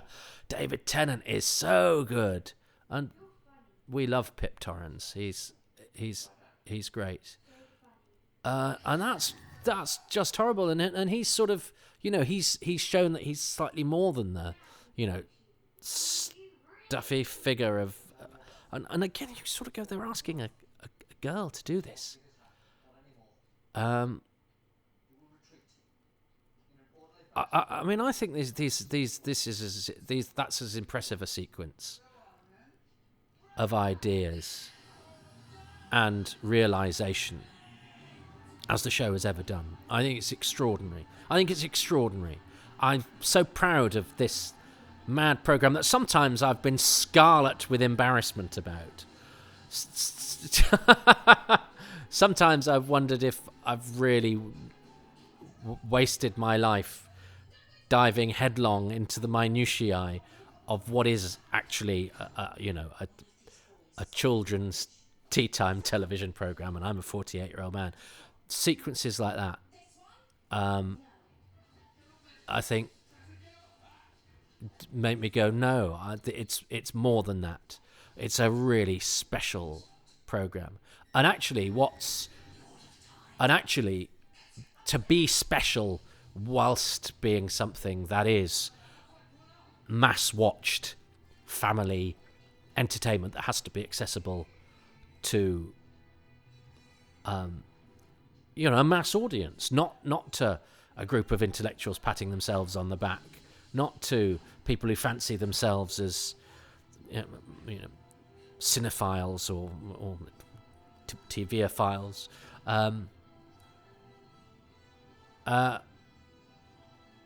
This is on Saturday tea time and was getting huge viewing figures, and people were talking about it in whispered awe in the playgrounds at school. Parents were asking me questions, and yet it doesn't take the easy route at all. There's a lot in this that isn't saying, oh yeah, we got to pander to what television executives think audiences like here. This is, and it's proof that actually, if it's done, if stuff is done well, audiences have much more imagination than they are often given credit for. You dreamt of a blue box. David Tennant is... Oh, he's so good. And what's really moving about this is that, as far as he is concerned, he is John Smith. And we're essentially killing John Smith in order to get the Doctor back. And that whole thing about, what do I represent? What am I if I'm... And that opens up bigger questions about, consciousness and... what it means to be. I think, therefore I am. I mean, it's there is so much richness and depth to this, and also it's really harrowing and exciting. It's exciting science fiction storytelling, and it's shot at night.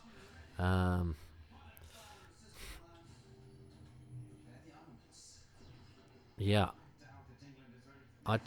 This is surely one of the greatest Doctor Who stories of all time, isn't it? It has to be. It's interestingly though, because I have watched it with others, and neither Mo, who was with us for lockdown, who watched quite a few, nor Shez, my other half, but particularly, I thought they would be particularly impressed by this, and neither of them quite reacted in the way that I thought they would. In fact, I think both of them only watched the first episode. So that's interesting, isn't it? I wonder why that is.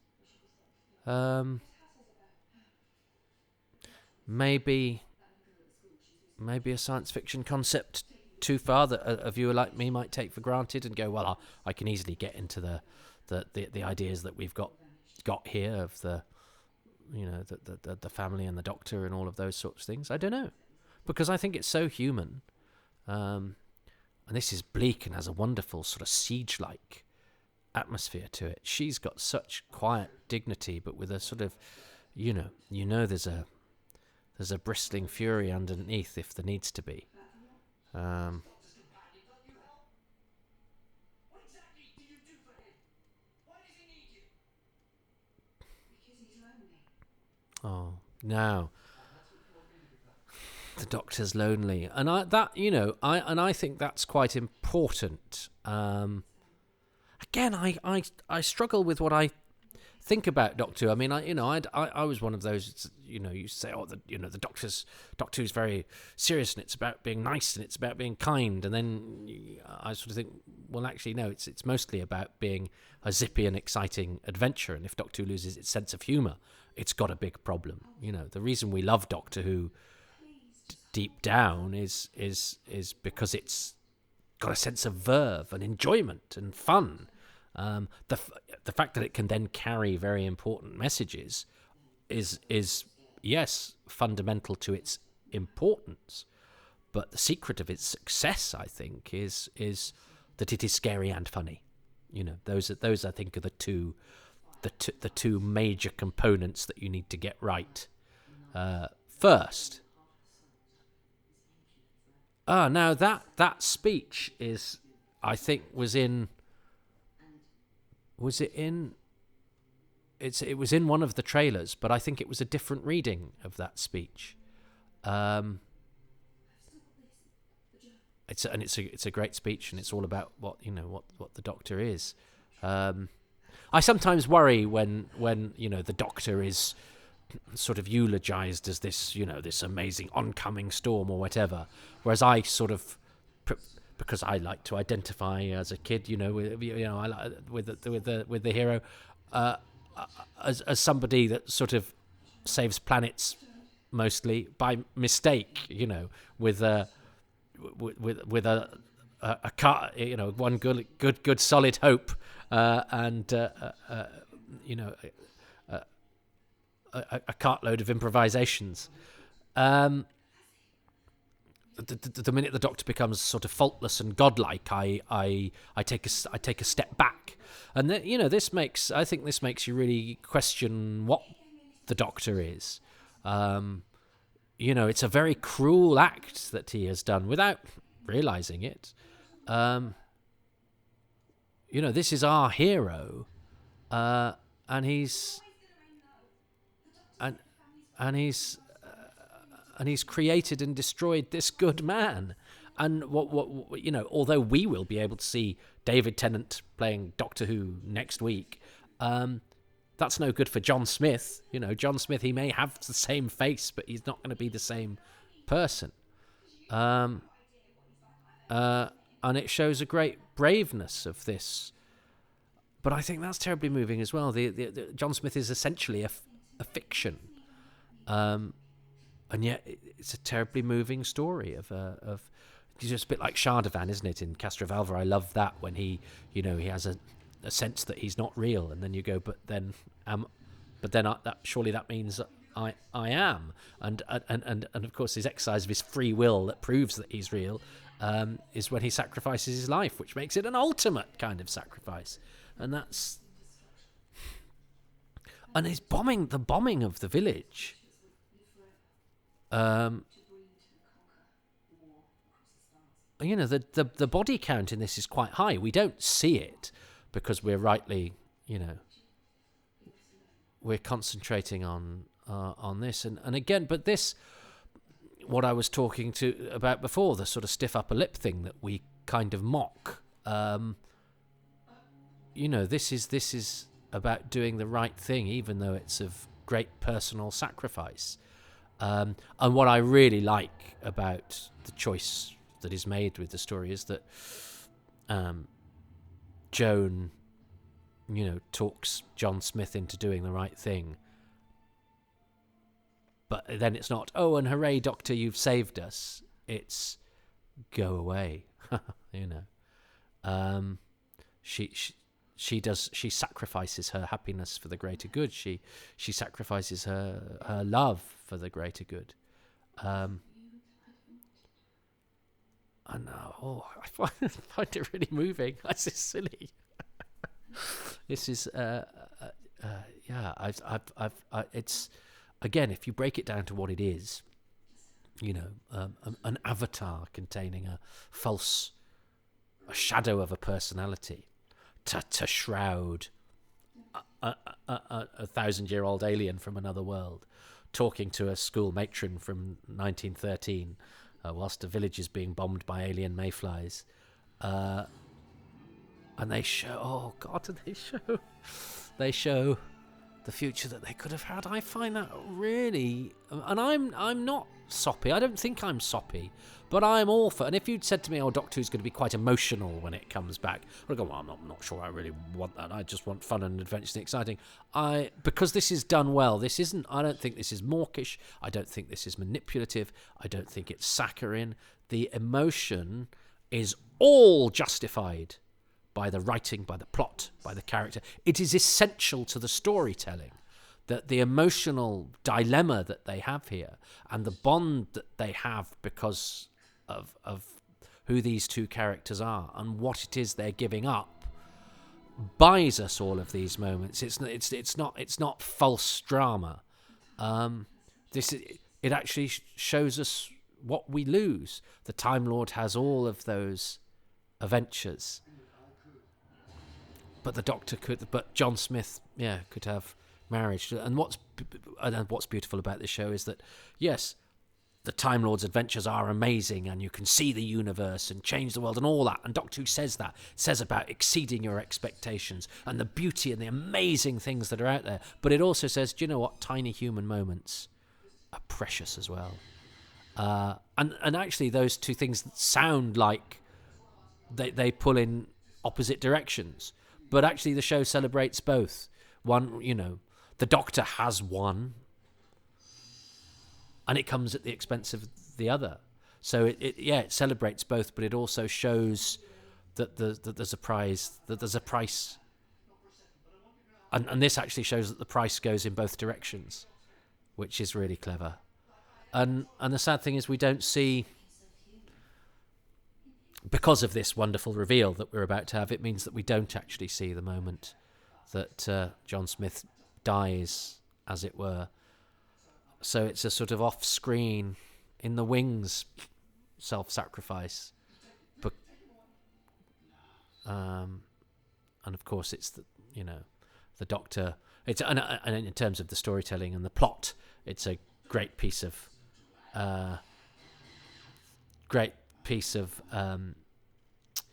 doctorishness, because what the Doctor does is he makes his enemies underestimate him,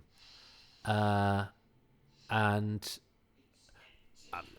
often at his best plays the fool, but he's not played the fool here. He's used the fact that they think he's John Smith to do other stuff, little bit of sleight of hand. So it's a great, the Doctor. But then, obviously later, so it's a brilliant flourish. It's a brilliant flourish of the hero, showing the Doctor at his very best. But it's slightly tainted. Because for all of this virtuoso defeat of the villains, it's won on a tragedy. And on an individual tragedy. And I think, Doctor Who is at its best when it shows us that one tiny life is precious, tiny life. And obviously, I'm talking in comparisons of scale. There's nothing tiny about an individual life. And again, we from the beginning of the story that goes, we don't set up who they are. We just get right into the story. Again, I think this really works, but it's maybe a reason that we can't quite get our heads rounded as a traditional Doctor Who story, or as a perfect Doctor Who story, is because it refuses to do the ending. This is a sort of beat of defeat, but what the Doctor actually does is done as a sort of narrated coda, which is really interesting. It's again very effective, but it's different, and it's cruel, and it shows the sort of vengeful Time Lord. Also, the fact that they were all going to die. I mean, they're mayflies, aren't they? The reason they're chasing the Doctor is because their lifespan is limited, and he was hiding in order that they live out their natural life and die. But what he does is here, he elongates their suffering, which is sort of cruel and vengeful. And that's a really abstract idea, that she's in every mirror. Again, it's not trying to be literal. It's not, because if I can't even begin to get my head around how that might work. But I know I occasionally glimpse something out of the corner of a mirror.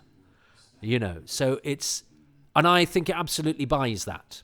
A lesser story, you would go, hang on, you're being a bit lazy. There's a few flourishes here just to, obfuscate the logic of the endings. This, I think, works absolutely perfectly fine. I think this is totally acceptable, even though it's different and strange and not quite traditional Doctor Who, and is not trying to join the mechanical dots to entirely satisfy us.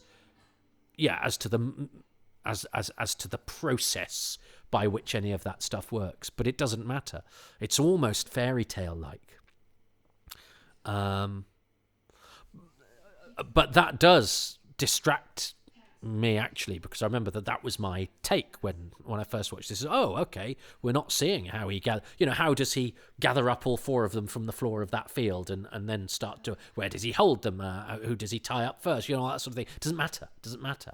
But because you're going, what do these sort of different methods of dispatch, what do they represent? How do they work? Whatever. But it does all of that. You thinking about all of that distracts you from the fact that, wow, he's being cruel.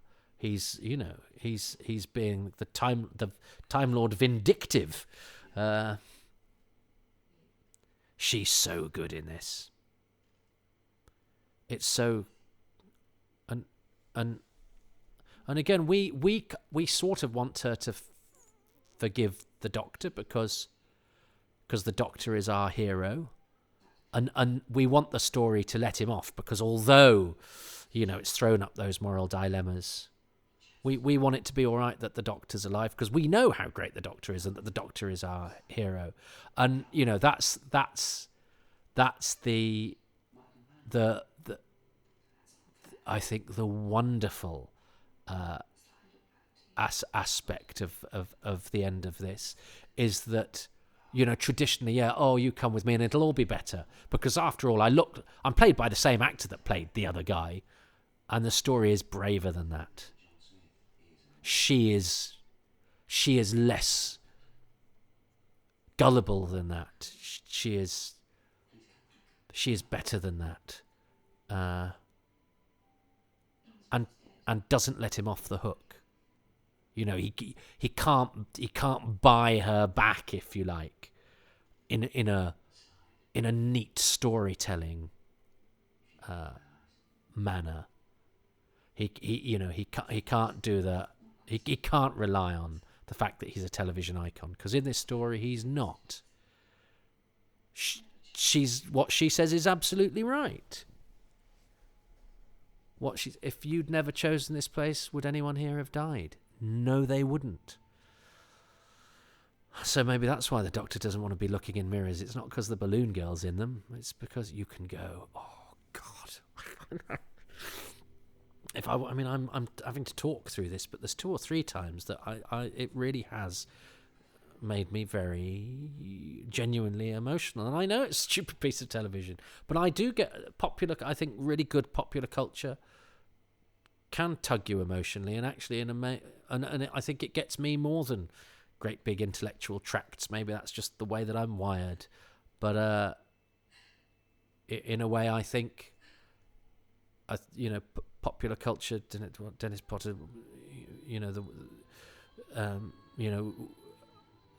used television as his medium because it wasn't an exclusive one. It was it was the national conversation.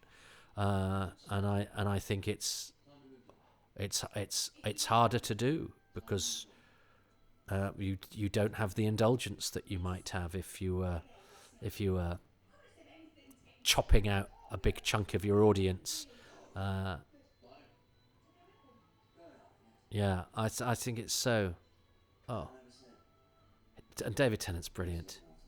David Tennant is so good, and that's lovely. I love that. I forget actually the sort of affection that they have. Oh, Tim. Yeah, and of course, because the spectre of his death is still hanging over it. As far as we're concerned, did this story, the biggest war ever. That's so. And again, it would be easy and glib to sort of go, oh, you don't have to fight. And you go, no, absolutely not. We've learned that war is hell. But actually, the point is that's an easy answer. Sometimes you have to fight. And if people hadn't, in those wars, we would be living in a very different world now. So it's very, very easy to, to do an anti-war piece. I think it's harder to do a piece that says, war is terrible and that war was awful and wasteful, and yet it would be glib to say that they shouldn't have fought it, and the lovely thing is that he survives because his sixth sense gets them out of it.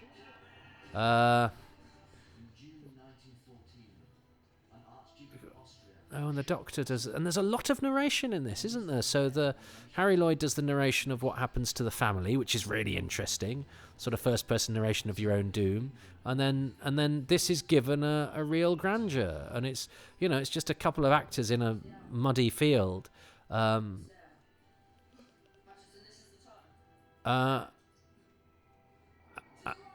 they get away. Yeah, I'm sorry about that guy. But the two guys we know, that's always the thing about television, isn't it?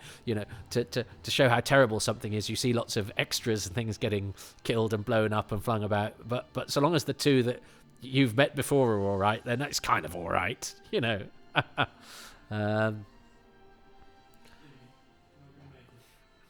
he... Oh. And, yeah, and actually the guy who's bullied him at school, when things are worse, all that goes out of the window. And of course, because there was the vicar was credited in the Radio Times in the cast list, you kind of assumed that you would see the marriage of Joan and John Smith. You thought a marriage would be on the cards. I didn't realise it would be a Remembrance Day thing for Tim, and I think this actor, did he turn 100? I know he's a very old actor. You can see he's a very old actor, but I think he might have done, but I could be wrong about that. But I think there's something terribly moving. He doesn't get a credit. I think is he called Hugh Reese? Because he's a non-speaking actor, but he does a little bit more than a lot of non-speaking actors. Gets and actually does that very well. And there's something terribly moving, of course, about seeing young cherubic Tim as an old man who's a wheelchair user, at the other end of his life. The fragility of mortality, that in the blink of an eye. And I actually saw somebody the other day that I hadn't seen for a while. I saw them on the telly. I went, oh my God, they've suddenly aged. Well, they haven't suddenly aged. They've aged over time. But time moves a lot quicker than you'd think. I think that's a superb, I was going to say a superb episode of Doctor Who. I think it's a superb piece of television. I think it's admirable. I think it is of good intent. It is hugely imaginative. It is emotionally honest. It offers no glib or easy resolutions. It poses questions without any of the vagueness of the answers to those being vagueness of thought. That the questions that it poses have right and wrong answers, and sometimes both at the same time. So it's intellectually and morally complex, but emotionally very true. And it's an adventure about a public school getting attacked by anthropomorphized scarecrows. It's glorious. I mean, it takes what Doctor Who does and does all the things that Doctor Who does well. It does a lot of the things that Doctor Who does better, and it also does some stuff that Doctor Who hasn't really done, but that is absolutely right and suitable and works within Doctor Who. I think it's a triumph. Maybe there's a reason the reason I don't watch it all the time is it's almost because it's like a really good meal. You don't have lobster thermidor every day because perhaps it's too rich for every day, perhaps it's too special for every day, and perhaps that's why. It's an extraordinary piece of work. I think it's amazing. So my three things. Well, one is the scene of the boys, preparing for the Scarecrow battle and the hymn, and the coming in and them crying. I just think that's extraordinary. I think it's. I really do. And imaginative and brilliant. Oh, I think you have to have Jessica Hines in there. I think it's an amazing performance. I think Joan is a really rounded character. I love the fact that actually it's not all happy clappy in the end. The Doctor has ruined her life and has killed her love, and she tells him to go. I think that's brave that it does that, and she does it so well. So yes, the concept, the whole Doctor Who lives as a human, not just because, and it's actually not, Doctor Who has to live as a human. That's sort of the lodger, and I love that. The Doctor has to live an ordinary life, but actually, the Doctor, seeing what the Doctor is when the Doctor is John Smith, and then that terrible thing, because we sort of like John Smith, but we go, but it's because it's the Doctor, and you go, no, it's, as the story progresses, you go, no, it's not the Doctor, it's John Smith. It's somebody who's been created by the absence of the Doctor, but that vacuum has been filled by a consciousness and a life, and that is snuffed out, and that decent consciousness gets less of a chance of life, less of a lifespan, and yet he's so rounded and real and decent. Less of a life than the Mayfly aliens. Do you know what I mean? I find that extraordinary. So just the whole concept of, the Doctor being shrouded and living another life, the whole concept of human nature, as it were. Which perhaps that's my bonus thing for the whole thing. So I need another thing about episode 3, and I think that. Well, do I say the character of the headmaster and do I say the public school setting? Do I say the build up to the fact that it's the eve of World War One? I mean, that ties in with that. I think all of that ties in with that. That war scene, really. The music is excellent. The music is superb. The night filming, Charles Palmer's direction is exemplary. But again, that sort of ties in with the the shooter. I mean, that covers a lot, doesn't it? That machine gun scene. No, I think I will go back to the character of the headmaster, because I think, not only because it's Pip Torrens and he's just a great actor, he's just one of those actors that is the lifeblood of this country, frankly. But because that character could have been written as a cliched idiot, and Doctor Who's full of those, and they can be very entertaining, but it even treats him with respect. Yeah. So, the three things from this episode: that scene.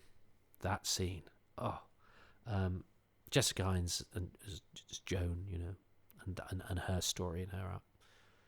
The headmaster and the treatment of him, and then that ties in with the whole sort of public school thing, which I think is a really important theme in the whole story. And then my thing for the whole thing is the central concept of the story of the Doctor having to, inhabit this human avatar unconsciously. What does Paul Litchfield of A Wheezing, Groaning Sound think? Anyway, so moving on to Family of Blood. Baines again. I really love the speech that he makes to the headmaster when he says war is coming and all the boys will die in the mud. And do you think that they will thank the man who taught them it was glorious? That's a nice bit of anti-war rhetoric, and it's a really nice affront to the stuffy headmaster who ultimately gets shot anyway, poor chap. The other thing, of course, is that I really like about Human Nature is the revenge of the Doctor.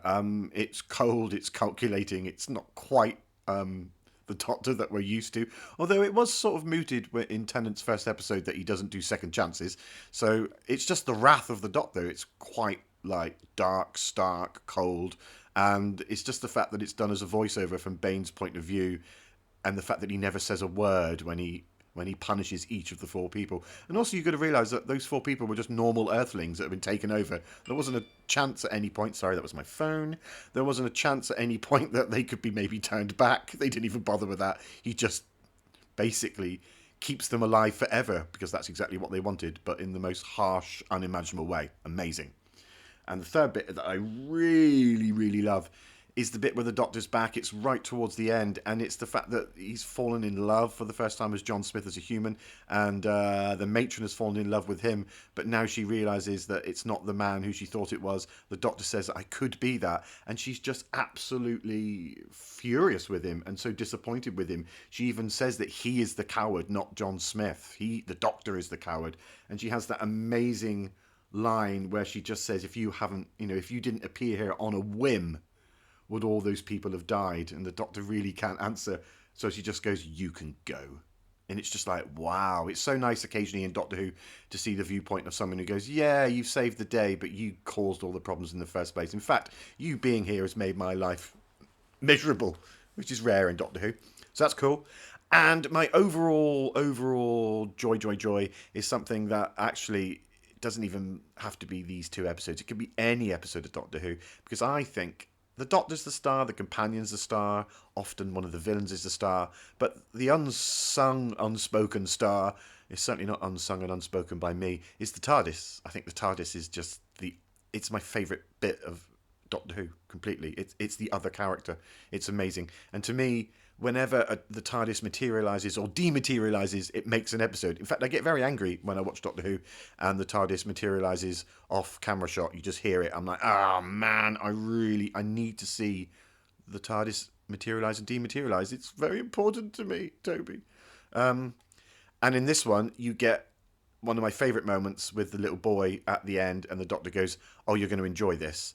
And he sort of lets someone witness the most magical, amazing thing in the world, which in this case is the TARDIS dematerialising. I just think that's amazing. I adore that so much.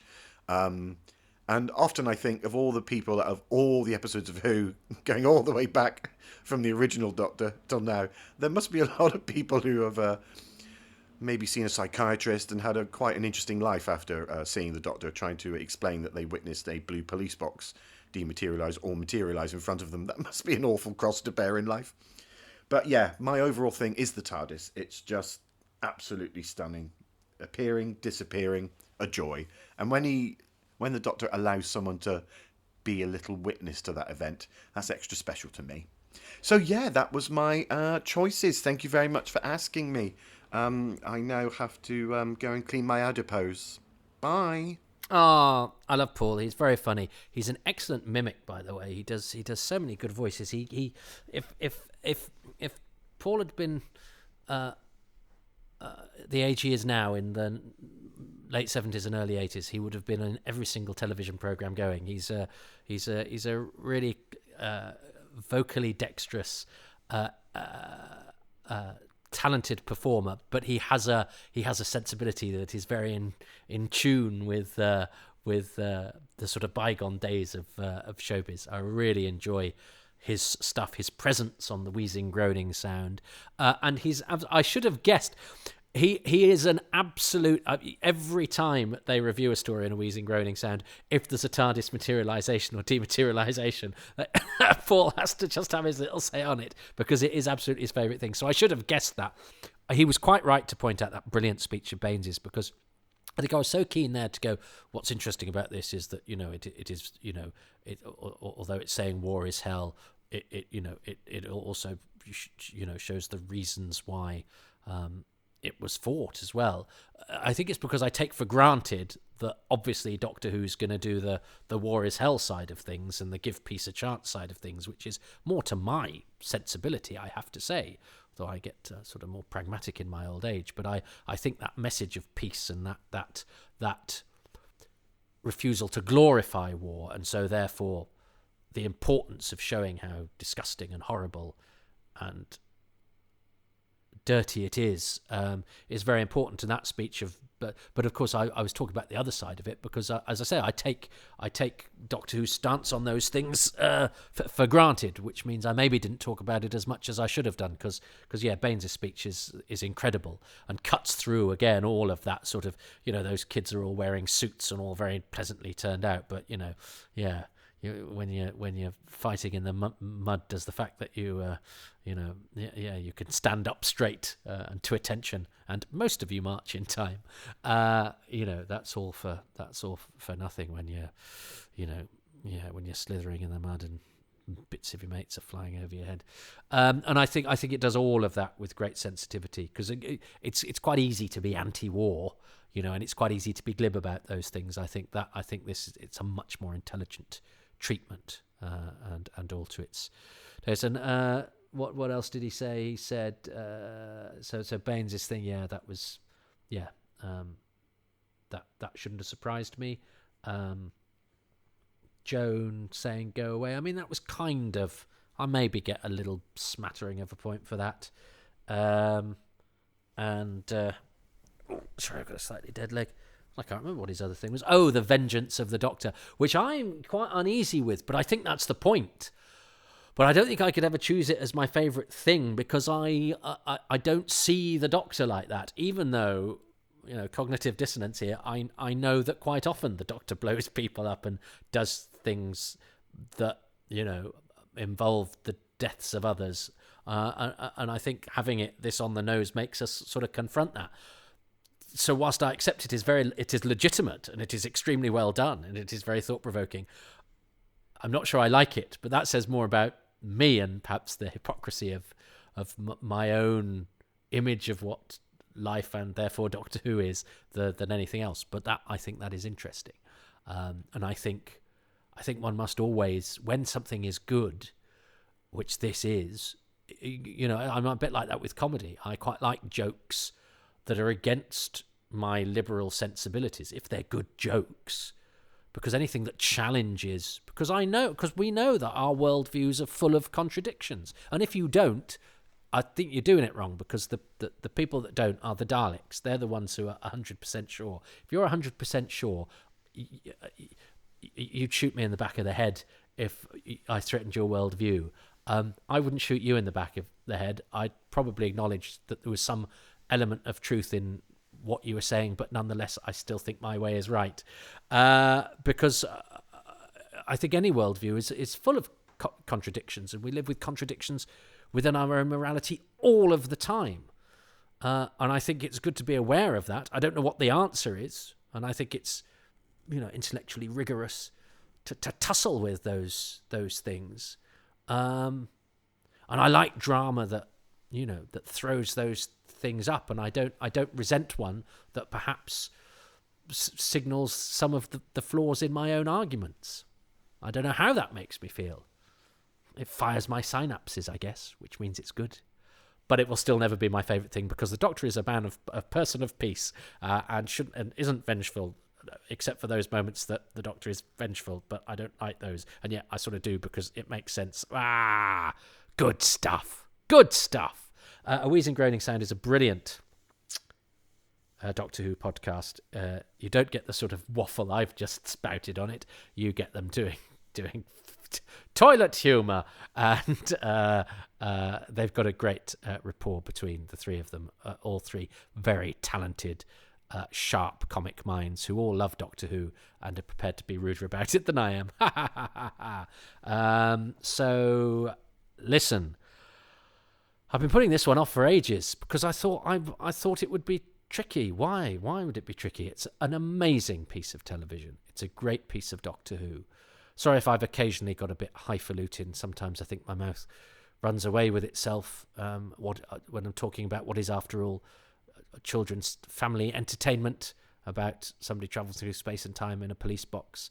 And I think some of the arguments I might have started to make in certain points perhaps don't even hold water, because you have to just keep talking, don't you? So even some of what I said might be wrong, but that's okay. We're allowed to be wrong. Do you know what I mean? You're allowed to be wrong. I enjoyed those days where people were allowed to be wrong. So listen, yeah, I really enjoyed that. I think it's special. I think it's a very, very classy piece of television, and one of Doctor Who's finest hour and a halves. Works on every level. God, it's a good show, isn't it? It's a good show. Well, look, thanks for listening.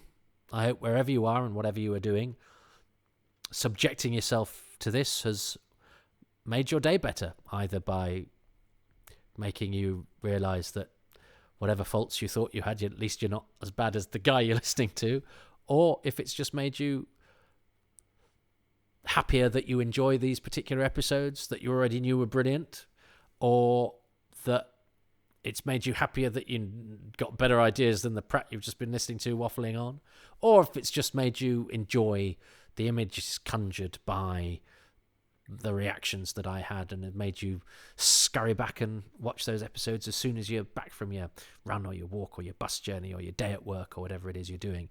Whatever it is you're doing, I send you lots of love and gratitude for listening to this. I wish you all the best in your endeavours, and however bad the world is, it's currently pretty bad, something has to triumph, and and sometimes it's the little things, and we get security, and Doctor Who gives us a bit of security, doesn't it? Even though it's terrifying, because it's our childhoods where actually we realise we were kind of safe from a lot of the awful things in the world that we get more aware of as we get older. But I hope that as we go through these torrid times, we know that there is something that Doctor Who tells us should, if we do it right, triumph, even in the face of terror and awful things. And the thing that triumphs is, hopefully, human nature. Take care.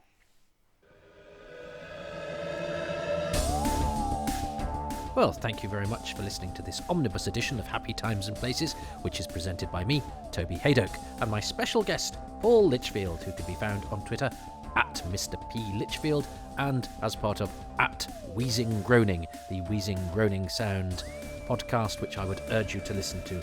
It's ruder, sillier, and more inaccurate than this one, but also funnier and has more people on it. I'm grateful to Paul and to the many patrons who make these podcasts possible, and they include Ruben Herfindahl, Stephen Moffat, Peter Burns, James Curray-Smith, Peter Harness, Ronald Hayden, Rob Leonard, Christopher Meredith, Gavin McLean, Richard Straw, Neil Tate, Nick Tedston, David Trainier, Tim Arding, Nigel Bromley, Jenny at Bluebox 99, Paul Cook, Richard Chalk, Grant Davidson, John Deere, Chris Dunford-Kelk and Paul Dunn. The music is by Dave Gates and the artwork by Dylan Patterson.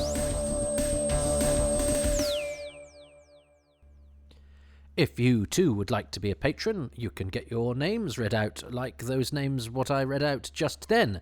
And you can do that for as little as £3 a month. The tiers go all the way up, and in fact, the higher up the tiers you go, the more often you get your name read out. But that's not the best prize. You also get advanced material, bonus releases, exclusives, and you get 3 releases per week, and a picture of my dog on top of that. So it's kind of 4, really. And there are Ask Me Anythings and an exclusive podcast just for patrons, and you're 6 months ahead with Happy Times and Places. So that's at patreon.com/Toby Hadoke. If you don't want to do a monthly commitment, you can go to kofi.com/Toby Hadoke and just throw a few coffers into my cyberspace hat. Social media-wise, these podcasts have their own feed, at Hadoke Podcasts, and I have mine, which is at Toby Hadoke, which plugs some of my comedy stuff as well as these podcasts. That's why there's a separation. And I have a Facebook page, which is a sort of fan page thing, which has got all my sort of work-related stuff on it. I don't like it being a fan page, but I think that's what it's called. It's not because that's... Anyway, it's a way of getting my work out there without, me worrying about sharing pictures of my kids and all that sort of thing, which I do on my more sort of personal page. It's just a way of sort of doing different demarcation. And I also have an Instagram feed, Toby.Hadoke, which I'm trying to build up and trying to get better on. And I put reels of comedy and last night's Excess Malarkey, my comedy club, and that sort of thing.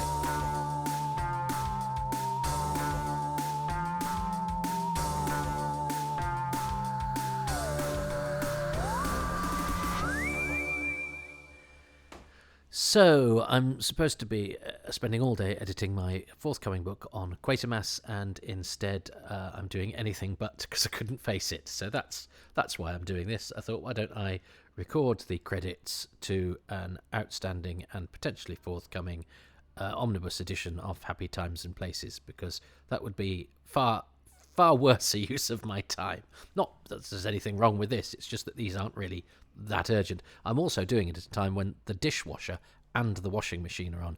So if you can hear any buzzing in the background, it's that I haven't checked. I'm being quite slapdash today.